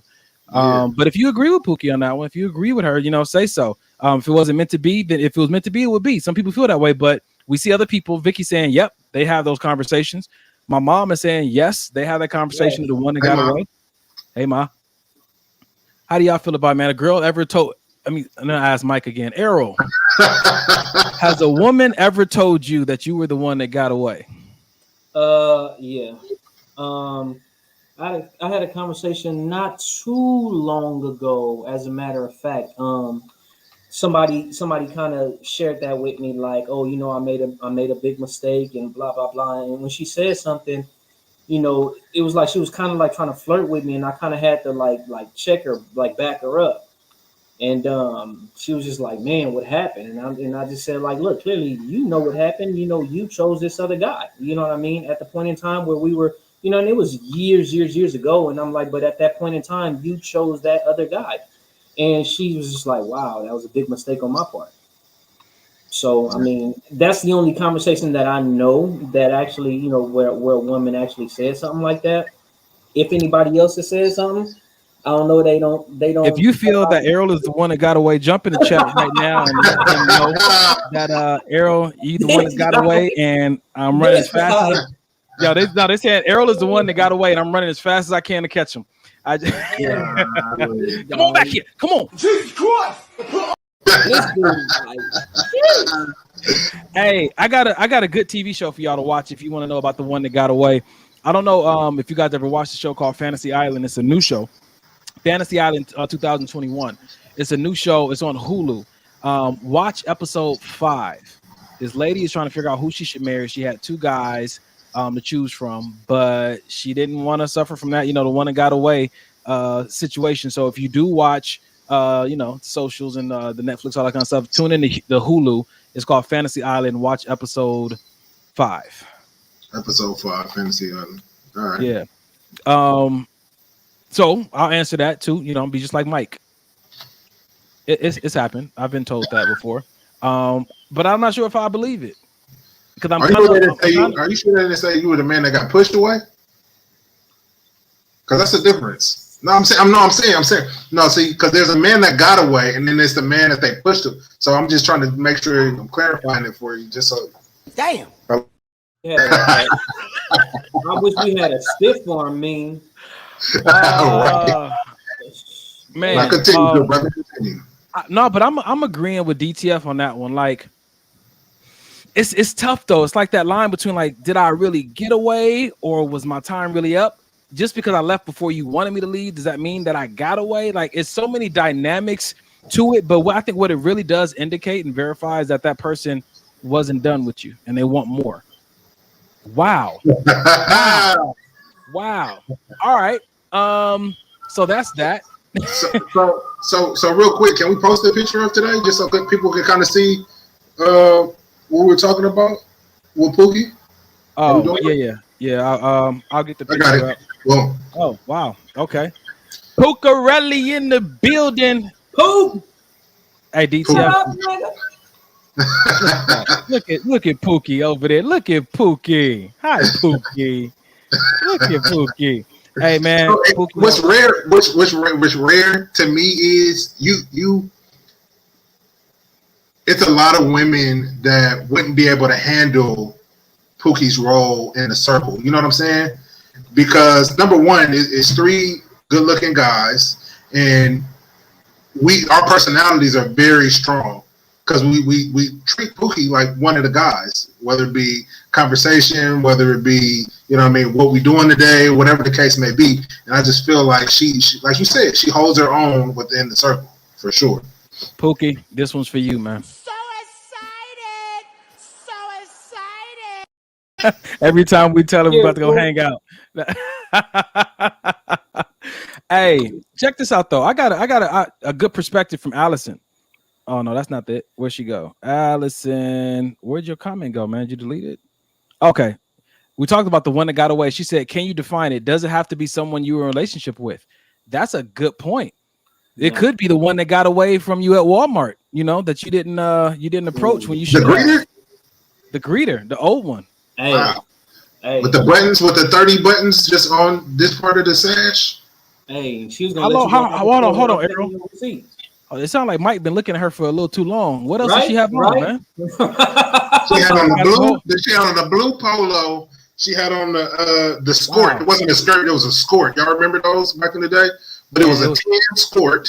And she had on their orthopedic shoes. Thank you, Errol. Thank you, because this brother about to start talking about her diaper next. Just way out of line. Way out of line. All right. I got something for y'all, man. Here we go, man. This is going to be something that you got to be honest about, you know. So we asked our audience to be honest, and we're going to be the first ones to be honest after this. Huh? He has a new girlfriend? Okay. No, I don't even care, right? Like, what does she look like, though?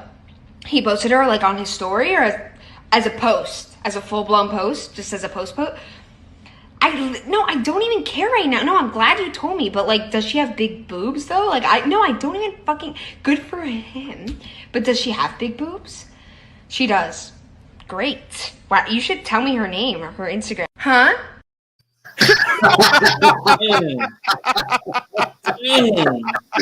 Hey, the rundown was real, man. It's real, man. If you ever been in a situation where you still wanted to be with your ex and somebody tells you, oh, I seen them with a new person, and you got all these questions and you just like, I don't want to ask them. But if I fall down this hole, man, it's like all the stuff you were worried about when you were with them comes up in that moment now that they're free and you're like, they're going to do everything that I thought they ever would when they were with me. Have you ever been there, man? Yes. 100%. I'm not gonna, on both sides of it. I'm not gonna even lie. It's been, but especially in the moments where I knew I was the reason that the relationship didn't work. You know what I mean? So now it's, hey, I saw your girl at the movie. She was with some guy, and you know, he looked like, you know, he'd been working out, and he looked, you know, he was treating her nice, and yada yada. I'm like, oh, okay. So she upgraded essentially. So that's what really gets you is when you feel like they upgraded from you. Because I can be honest and say I wasn't the guy I am now. I was not the no. You know, that's very healthy of you to say, man. I know that I remember when me and my ex parted ways, and I know that's, you know, that I didn't handle a lot of situations the way she wanted me to as far as it pertains to, you know, people on the outside, you know, fans or even like people's, you know, it was mostly just women she just was uncomfortable with. I've been used to it my whole life. But, you know, as she didn't get into new relationships, but as she's found herself liking people and considering dating them, you know, we still had conversations about it and whatnot. And I saw her getting a lot of the things that she wanted on a more consistent basis. Yeah. And I was honestly happy, like honestly happy. But that leads me to a place. I was honestly happy for her. But I have to put this up because the question was, what does it mean when your ex says he wants you to be happy? Shoot, it's not even up here. I got to go find it. But let me just finish that. I was really happy for her that she was having it in my heart, like, you know, and that's a different kind of feel. That's a different kind of closure. Have you guys ever been there? You know, for me, I'll say this. I've never been like that to where I'm just like, if someone says, hey, I seen your ex, blah, blah, blah. I mean, I wouldn't really care. But what I will say is, I had a dream. I had a dream one day that. So I had a dream one day, and the dream came out of nowhere. It was about an ex that I hadn't seen in I don't know how long, but I had a dream that she was sitting at a table with me and my family, and she was filling out some type of paperwork. And when she was filling out that paperwork, they asked her a question, and she said, "My husband." And she stood up, and she was pregnant. And obviously, she was talking about somebody else. She was in a new relationship, and she was married, and she was pregnant. And I don't know why, but for some reason that made me feel a certain way. I'm like, dang, you know what I mean? Like, that's crazy. It's crazy because that dream came out of nowhere, and then the crazier part was, well, why did it piss me off, or why did it make me feel a certain way? And in my dream, I remember after she said that she was pregnant and she stood up and seen she was pregnant, I asked her to leave, and she left. And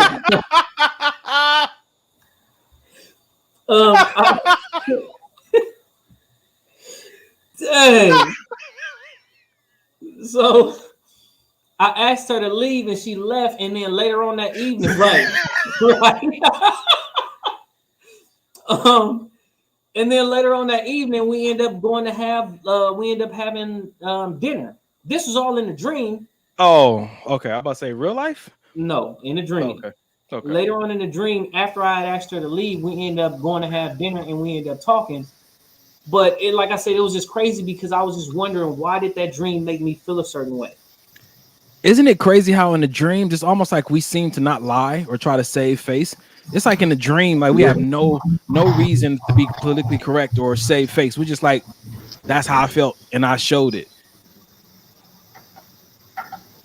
Dang, Amber said you fed the pregnant. Damn.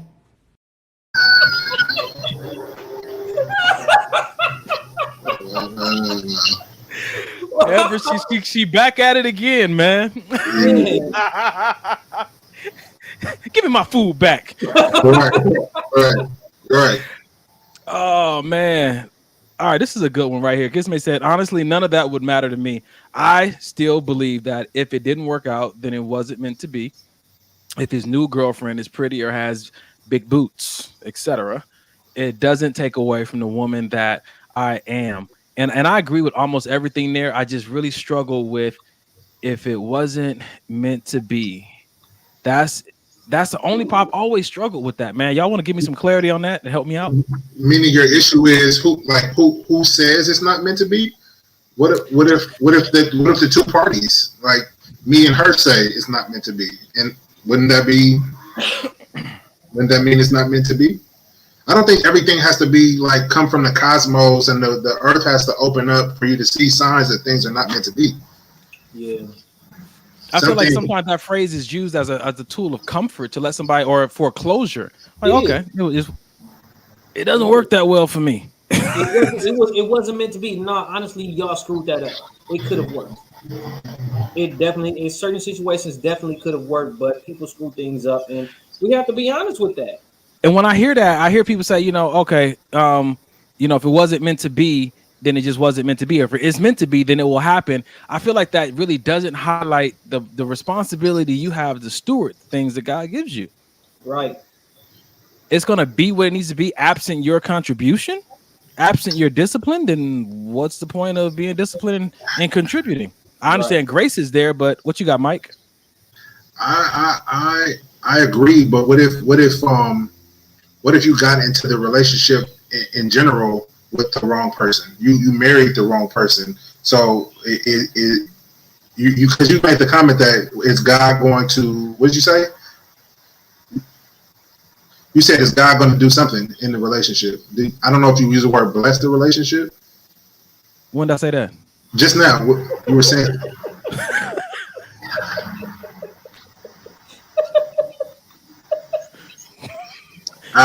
You sure it was me? Yep. When did I say that? You sure I said that? I've been in relations before. Like, I know I didn't say that. I don't think I said God blessed it. We can run it back. No, you didn't say God blessed, but you said God did something. I don't remember. Anyway, yep. Moving on. We got another. What we got?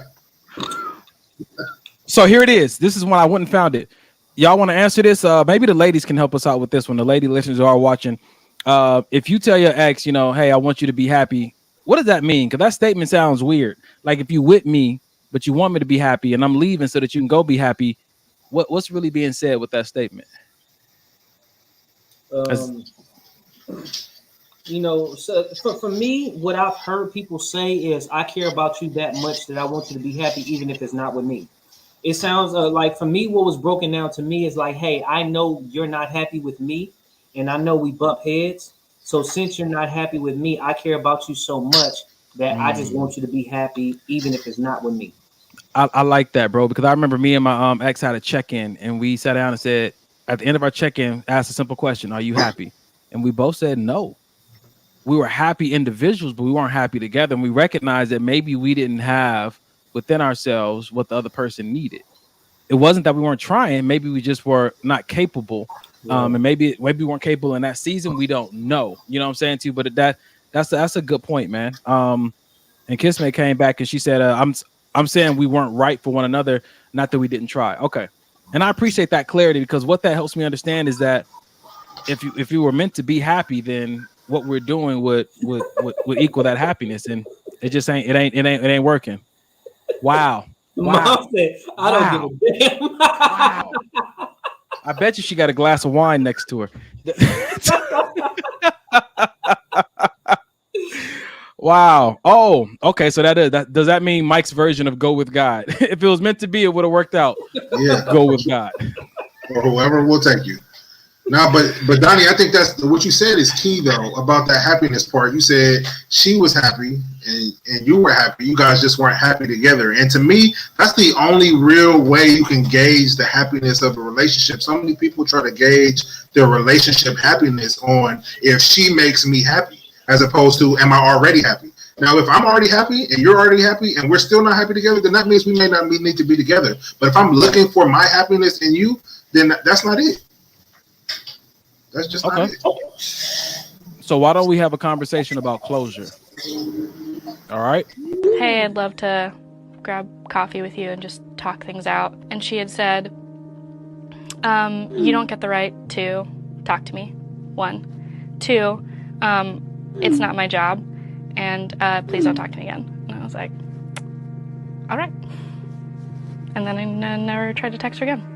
Hey, I'd love to grab coffee with you and just talk things out.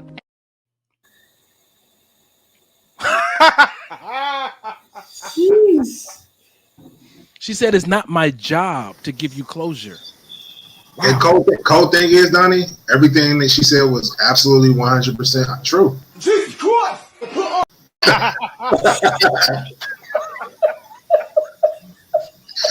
Yo, but I'm just saying, like, she it's true. She's not that whoever that young lady was talking about, her ex has no obligation to give that woman any type of closure. Damn. None. If any kind of closure is given, it's just because that was out of the goodness of my heart. I didn't have to. Oh man, how did you guys? Dang, Errol is stupid. That's how she looks at the phone when she texts her. Said, "It's not my job to give you closure." Right. How did you guys get closure from your last relationship? I did it. Divorce? I don't know. What is that? Wow. Whoa. Wow. It ain't a greater closure on the planet. Set that one up, huh? Wow. Damn. All right, ladies and gentlemen. Sheesh. Since you can't divorce from someone you're dating, Errol, how did you get closure from your last relationship? So to be quite honest, for me, I'm really not the type of person that cares about closure. For me, I feel like sometimes closure could be somebody still looking for an opportunity to see if you still want to be with them. Sometimes that closure, that having that one last conversation is like, okay, well, but this, and did we try this, and that? I tried, like, okay, so I'll tell you a situation I did try to get some type of closure because I was still kind of left in limbo. when I was engaged, the woman who I was engaged to be married to, she just kind of like broke things off and just like kind of left me stuck in limbo. And I had a conversation with her because I'm like, hey, it seems like everybody know that we're not together except for me. Like, what's going on? You know what I mean? And she said something to me. She said something to me. She said something to me, something to the extent of like the switch was turned off or something like that. It wasn't those exact words, but it was something to that extent. And I'm just like, well, you didn't bother to come and talk to me in the midst of, in between us, me paying for everything for this wedding and you turning the switch off. You didn't have anything. You didn't bother to come and talk to me. And it was just more along the lines of, it was one of the things like he just didn't even give a shit. You know what I mean? And I'm just like, okay. Once you show me that you didn't give a shit, I'm just like, all right, I'm good. You know what I'm saying? Like everything else that I thought I felt for you, it just completely went away because you showed me exactly the type of person that you are. So you did. So you didn't know what a switch was. Is that what happened? Honestly, it was one of those things to where everything was fine and then it wasn't. You know what I'm saying? Everything was fine and then, you know, she just went off doing her own thing and then I'm just like, well, hey, what's going on here? But real talk though, man, for us as brothers and even for everybody in the audience, man, that happens. Man, people can wake up and just be in a whole different headspace, man. And that's why even like when you choose someone and they're, you know, perfect for you and everything, life can change a person. A situation can change a person. You know what I'm saying? A death in the family or a sickness or anything, it can change a person. And so ain't none of it guarantee you. Every relationship is going to be a risk, no matter how wise of a risk you think it's going to be, man. Any given day, and we don't want you to live in fear of, you know, if it's going to end and whatnot. But we are saying, like I am saying, enjoy every moment that you can. Mike? Right. Yeah, so not really a devil's advocate, but I just feel like don't we owe it to the person that we're with to granted, I agree with you 100%. Sometimes we wake up and we're just like, this is not what I want. This is not what I want to do. Don't we owe it to that person? And to me, I know Dub said he wasn't really big on closure, but to me in that situation, that would have been a perfect time for closure. Like, hey, I'm making these decisions because of XYZ. And to me, I feel like we owe it to the people that we decide to be with and be with, like in serious relationship with, to explain to them like, this is why it's not working for me. Like even if you don't want to be with me no more, even if you think I'm this, you think I'm that, you think you could do better, fine, that's fine. But tell me that. I would say this, Mike. Unless there was a contract in place, like you guys made vows, that kind of communication is a courtesy. It's not a requirement. Yeah. I think for me, what I recognized from my previous relationships was that closure is a personal inside job, and I always visualize me and a person like running a little, you know, storefront, like a little bakery or something, and it's closing time, and they don't show up for closing. Doesn't mean I can't close it. It's closing time. I shut down, you know, all the ovens, and you know, I close up the cupboards, and I got a key, and I just shut it down, close it, and I can walk away. It doesn't take two people to bring closure. So in that case, then it never can be anybody that got away. It can never be a man that got away or a woman that got away. Because how could it? You brought that back around. I think it could, because it just stuff like that is on different situations. Sometimes it could be a person that, you know, you just in your bullshit at the time that you didn't take that person serious, and that person could have been a jewel. You know what I'm saying? But at that point in time, you was just in your bullshit in life, and you didn't take that person serious, and that person like, wow, man, I should have taken that person serious. That one really got away. She was really a good woman. He was really a good man. But if that book, go ahead, D. Oh, you got it, Mike. You got it. I was gonna say we say that, but we don't know. That's why I want people to watch that episode of Fantasy Island. We say that for whatever validation or comfort we want within ourselves, because we really, when we come into a situation, we change the situation. That's why if you see your ex doing better, a lot of that has to do with the new people she's around. If you come around, the old might just come back because maybe you were that deciding factor. Maybe it's what you bring to the table that brings that side of that person out. You know, and I'm glad to see anybody I was with flourishing or being with someone that brings a side of them out that I couldn't bring out. doesn't, like the lady said earlier, it doesn't say anything about me as a man. It just says something about the position that we belong in each other's lives. Makes sense. I hear you, Tanya. She said it may not be old to you, but it can really disorient you for a good minute. Facts. Yeah. And I tell you, my circle helped me get closure. Hey, you know what my saying is when it's time for me to get closure, right? My circle knows, right? And it may piss some people off when I say this, but hey, we got to keep it 100, right? My circle, when it's time for me to get closure, my circle knows this is, man, fuck these bitches. If that's not the phrase that when he gets in that space, that's when you stop talking to him about the situation. That's his way of bringing closure, and it's done. It is no point in continuing that conversation. He has found his happy place, and that's where it is, man. Now we have to do some cleanup around that, because we can't let that spread on and ruin anything new in the future.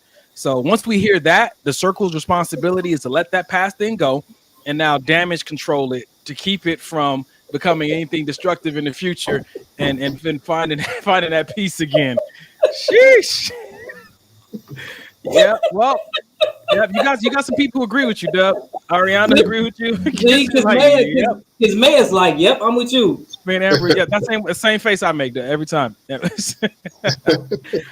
All right, man. How about this, fellas? We coming to an end of this amazing night, but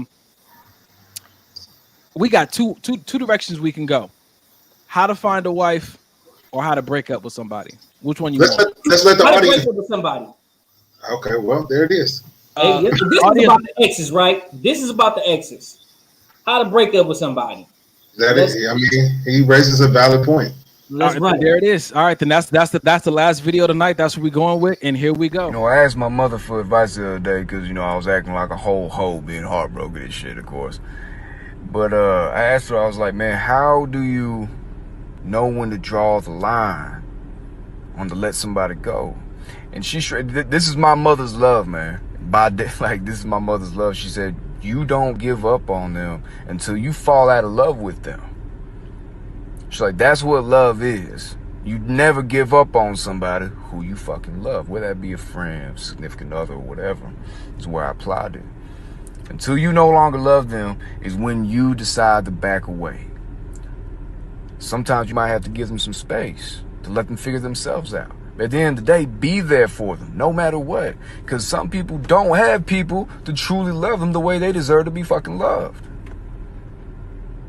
You don't give up on somebody until you fall out of love with them. I believe that.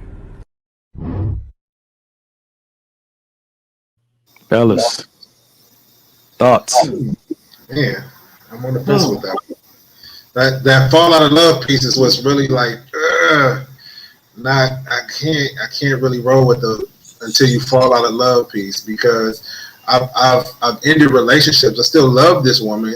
I still been in love with this woman, but I know this relationship is not headed in the right direction. She knew the relationship was not headed in the right direction. We both made the agreement that the relationship is not headed in the right direction. So we separated paths. That don't mean I don't love you.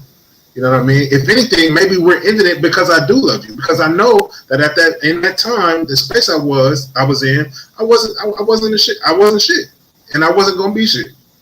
And I know that. So why in my mind would I keep trying to have you around? Oh no, I'm gonna change. I'm gonna do better, and then knowing that I'm not going to, like in my heart, knowing that I'm not going to. So how can I best show that I do love you? By allowing you to live your life without me. Wow. Wow. Yeah. Wow. Okay. You know, and that one hurt. That one hurt. Ooh, that one hurt. That one hurt bad. But you know. Man. Yeah. What you got, Dub? For me, this is a big one for me because I struggle with the whole in love thing. Right? Like for me, like I always say, love is a choice. You know what I'm saying? Like I love you because I choose to. Because every day I'm not always gonna like you. And I feel like the in love portion comes with the emotions that people have towards somebody. And sometimes those emotions are going to be in different places. Sometimes I want to be around you. Sometimes I just don't want to see your face. And it doesn't mean that I don't love you. It's just my emotions or my feelings at that particular point in time are just in a different place than they are, at another time. So, like when it comes to the in love thing, like I said, I really struggle with that whole in love thing. Um, I feel like if you love somebody, it doesn't mean that you can't love them when you're in a relationship, or when you're not in a relationship with them. Right. If you love somebody, you love that person. As far as the emotional aspect of it that goes along with it, which a lot of people may clarify as in love. Like I said, sometimes those feelings are like a roller coaster. Sometimes you feel one way and then you feel another way. Sometimes you like somebody, sometimes you don't like them. So that's just my perspective on things. Let's look at the chat, man, because what Dub is saying is the reason why I want to go to the chat. Sometimes people tell you that you don't love them because you don't love them the way that they think love should be expressed. And Exactly. then you can start questioning, like, man, have I ever been in love, or do I really love anyone? Because you don't fit into one person's definition of what it's supposed to look like, and that can be extremely damaging. Right. But man, from one day to the next, man, I saw a comment up here earlier, just about the whole closure piece. Jackie said closure is definitely something you got to seek God for. Not every partner is going to provide that safe space to process and understand. That's good. And I think that, yeah, we may owe it to someone for closure, you know what I'm saying? Or we may be looking to still partner to end this off amicably, but we, may not be able to find that. But God is ultimately, going to make sure that we get that. But when it comes to that love piece, and this guy saying break up when you're in love, just going back to what Jackie said, like, what if one morning they just wake up and they don't feel like they're in love anymore? They cannot locate it. They don't feel it. Yeah. Do you want your partner to tell you that and then you guys just step away, or are you going to just be patient and hope that it comes back at some point? I think like we always say, I think that's when the check-ins are that's when they need to meet. Maybe even start happening more frequently when one of the other person is starting to feel differently or indifferent about the relationship. Okay, let's talk. Like, if we got to talk every day, how you feeling today, or if it's something that I can do or something that you can do we need to get into counseling? But I don't think you should just drop a relationship because your partner wakes up and is feeling differently than she did or he or she did the day before. So I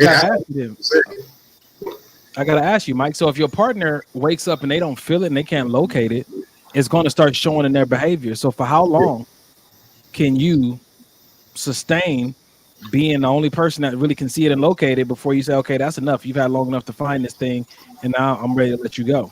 That's the kicker. It's not up to me. It's up to my partner. You tell me when you're done. Like, if you're telling me you feel like this right now, but you're trying to get back on the train, you're trying to figure it out. Cool, that's something that I can work with. But that's something we can get in the ring and we can spar. But what I can't do is get in the ring and shadow box, meaning fight by myself. Wow. If I'm in the ring and I'm just in there shadow back, what am I doing? I'm going home. I'm going to the shower. That's it. But if you're at least in the ring and we're still throwing punches and we're still trying to spar and get our relationship right, then that's something I can work with. You can't fight somebody who's not in the fight with you. Come on, bro. Hey, I give y'all that, man. All right. Yeesh. That was. Hey, I knew you would like that one. I knew when I brought a fight, I knew you was gonna be able to relate to that one. Hey, check this out, man. Jody said I was blindsided when my last relationship ended. He ended it and kept calling me afterwards and talking as if nothing happened. He said that he had no regrets about ending it, but just wanted to check in to see how I was doing. I asked him to leave me alone. I didn't believe him. He never gave reasons about why. I saw him some months later and we didn't acknowledge each other at all. I'm still angry about the whole thing. Bruh, those things happen so often, and it's unfortunate to be on the receiving end of that. Not only have I coached clients who have experienced that, I've experienced that myself, even on a friendship level. Yeah, people just wake up like, man. Yeah. I've had people tell me that, guys said we can't be friends no more. I've had that happen multiple times, just on a friendship level. I hadn't even doing anything. So Bro, when I tell you it's wild out here, which is even more reason why we should be in prayer before we partner with anybody romantically or friendship or business. Again, not that it's gonna take away all the risk, but at least let the Holy Spirit guide you into something, man, that's just not gonna be traumatic. You know, what I'll say to that is, man, I'm so thankful for my circle, not just because who they are to me, but because my circle is praying folks. Yeah. So, you know, if it's something that I don't see, if I'm trying to pursue a relationship and I'm not, you know, allowing my circle to see what's going on in that situation, then that's going to be more damaging to me because I may miss a lot. And you know, I may and that miss may not be bad stuff. I may miss some good things that she's doing. I may miss like the Holy Spirit may talk to one of my, you know what I'm saying, people in my circle, like, hey, might talk to one of you guys, like, hey, you know, let him know this. And it may even change the way I'm acting towards her. You know, I may be acting in my own flesh, like, whatever. And the Holy Spirit might reveal something to one of you guys, and it makes me check myself, like, okay, because I love you guys, because I trust you guys, because I'm like, okay, you know what? God uses different people to deliver different messages. So Yeah. for me, it's so important to, you know, even if it's not everybody in my circle see it, let somebody see, you know what I'm saying, who this person is, and let somebody Yeah. see, you know, who this person is and how they act and how they act towards me. You And know, it's just that like I said, it's just super important for me for I was that. gonna say, I feel like that goes back to the whole thing. Like, love isn't blind, but when we do find ourselves in love, we kind of lose perspective.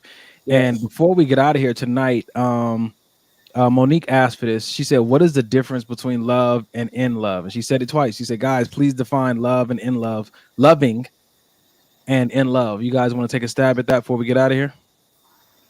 I'll let you guys handle that. Like I said, for me, in my thinking, in my primitive mind, you know, it's just like love is, you know, I look at what the Bible says about love. You know, love is patient, love is kind, love endures all. You know, love holds no record of fault. You know, obviously somebody has to do something, do some of those things. Somebody has to give you a reason to be patient. Somebody has to give you a reason to be kind. Somebody has to give you a reason to hold no fault against them. I feel like for me, I think in love is more of the emotions that comes along with quote unquote loving somebody or being with somebody or having these butterfly feelings or you know, wanting to do any and everything for that person. I feel like it's more of an emotional thing when it comes to the in love portion. That's just me. Mike, you want to go for it? I kind of I agree with Dub, to be honest. As I was sitting here trying to, you know, gather my thoughts as far as the definitions between the two, but I pretty much yeah, I agree with Dub. I think that I can say, you know, I love one person and say I'm in love with a different person. And when I think of in love, I don't necessarily just think of romantic being in love. You know what I mean? A romantic type of relationship. Like, for instance, I made a post on my mom's birthday saying that the only woman I've ever been in love with for 38 years, because, you know what I mean? Or I'm in love with my son. You know what I'm saying? So when people use the word in love, I think it's always geared towards these romantic relationships, but I don't think that it necessarily has to be. As far as the definition, like Dub said, I feel like the emotions and the feelings behind it are what kind of curve which direction you take. You know what I mean? As far as I love you versus I'm in love with you. I think that it's an acknowledgement difference. I think that I love who I love, but when I'm in love with someone, I am aware that they are part of my bigger picture. I need them. I love you, but when I'm in love with you, I have had a revelation about you. I've had a revelation about you and the role that you play in my life, and Yeah. I've chosen you because you are clearly. It's been made clear to me that you are part of my bigger picture. I love these people around me, and I love this person. It's a due diligence that God calls me to love everybody and whatnot. But when I'm in love with you, I think that is a result of a revelation, a divine revelation of the role you play in this bigger picture. I'm in this now. Not am I just doing this, but I am in love with you. There it I is. recognize this is a bigger There it thing. is. That's how I see it. Okay, so real quick before we get out of here, I just want to like kind of touch on that a little bit. What you were saying. What about for the people who are so quick to when you piss them off or when they make you feel a certain way, if that was supposed to be the case, that you're part of, they're part of your divine, picture for that particular time. What about the people who just quick to fall in and out of love? They say I'm in love with you, I'm not in love with you no more, and I'm just quick to just leave. And you know what I'm saying? So, and that's why I said for me, it seems like this in love thing is just all about emotion on how you feel at that particular time. Because a lot of people will say, "Oh, I'm in love with this person," and that person does something to piss you off or does something contrary to what you want them to do. Then all of a sudden, they're not in love with you anymore. I say it like at this, that man. point, emotions and feelings is just completely changed. The easiest way to say it is don't believe everything you hear. Sometimes people say they're not in love with you no more because they're scared of how good it's getting or because they never really were in the first place. Just because someone says it doesn't mean that it's true. That's why if someone tells you they're in love with you, you take that to God for verification. That's a revelation they got about how they need to treat you. Now, your question to you should be like, damn, am I in love with you? Do I see you? Have I been given clarity about the role you play in the bigger picture and how you're in need in my life? And those dynamics can be extremely different, and that might cause a wedge in a relationship. What you got, Mike?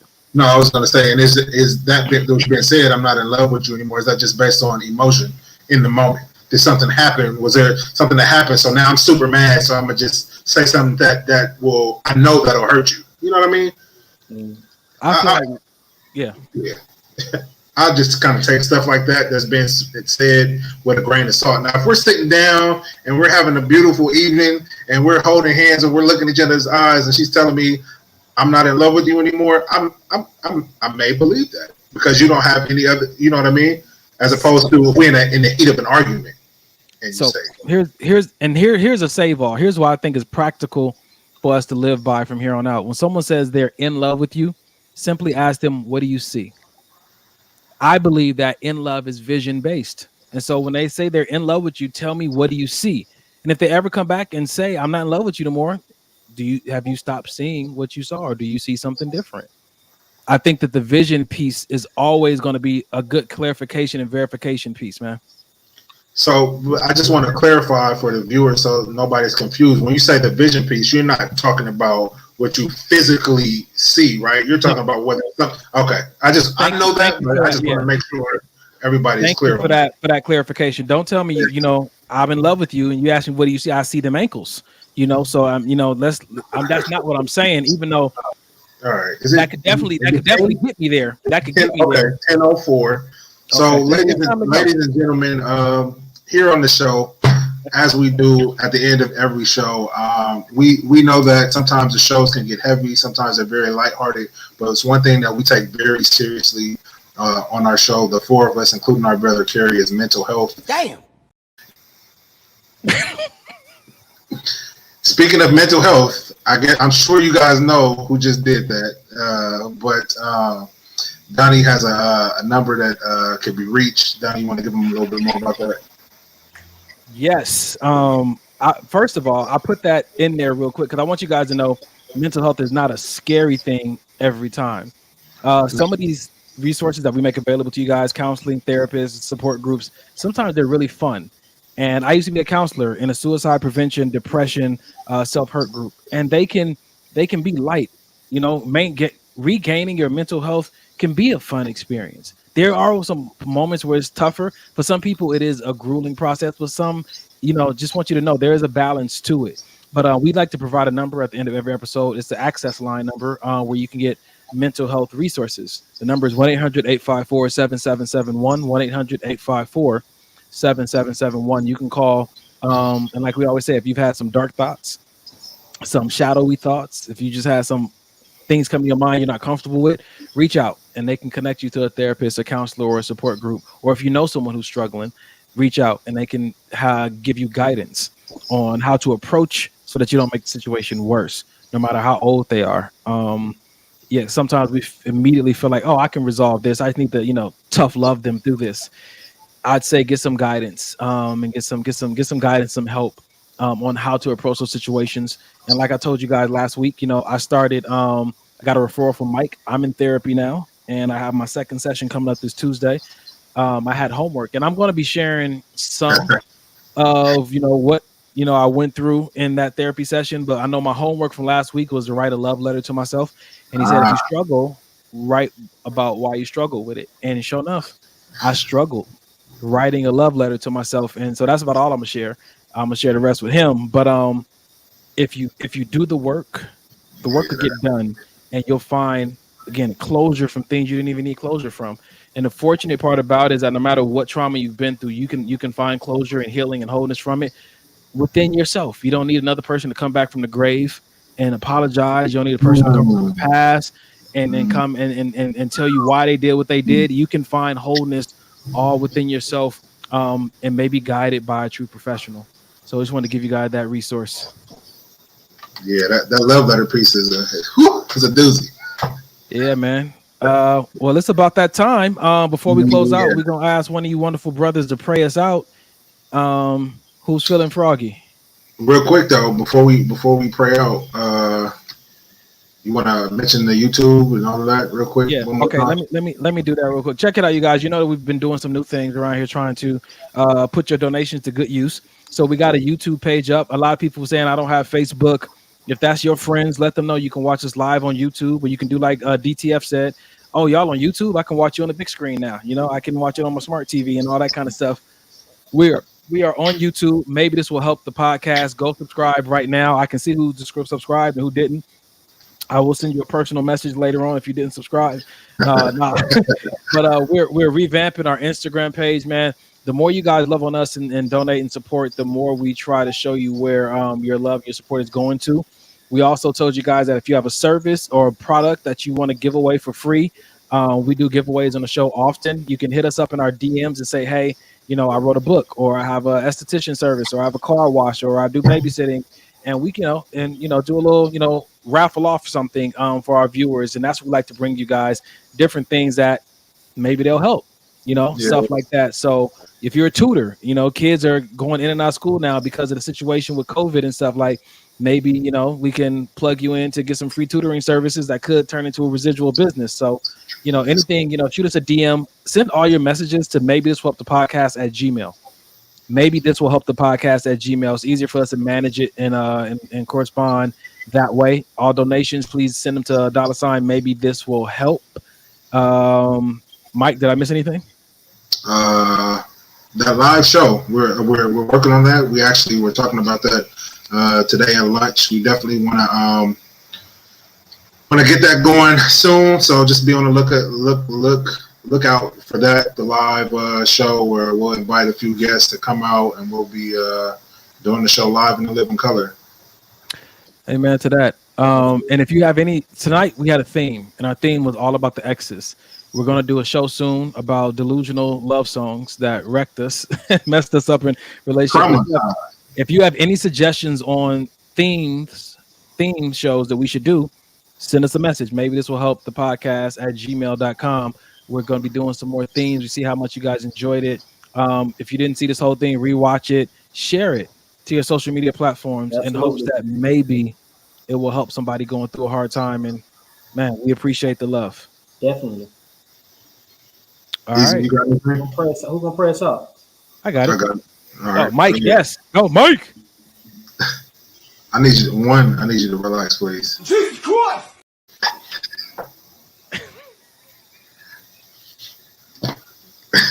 Jesus. All right, y'all. Father, I thank you for bringing us here tonight and helping us have a great show, Lord. I just thank you for all my brothers and sisters that are out there watching, that you will keep them safe throughout the week, that you will bless them and their families, Lord. If there's anybody that's struggling with anything, Lord, that you just touch their hearts, their minds, their spirits, and give them peace, Lord, because we all need it. I just thank you for keeping us safe throughout the week. In Jesus' name I pray. Amen. Jesus Christ! Amen. Ladies and gentlemen, it's been real.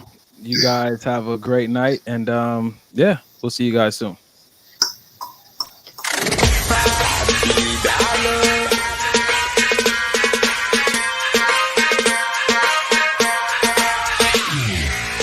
If you are 40 and you are 40 plus, it's time to leave them young girls alone and get you a woman who understands the signs of a stroke.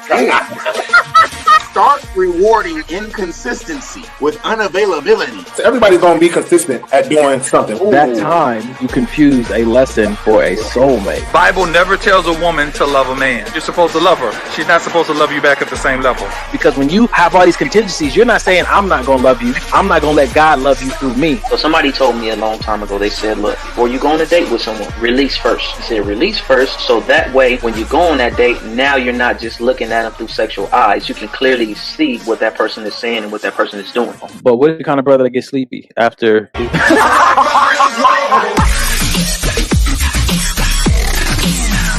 You can trust them to be themselves.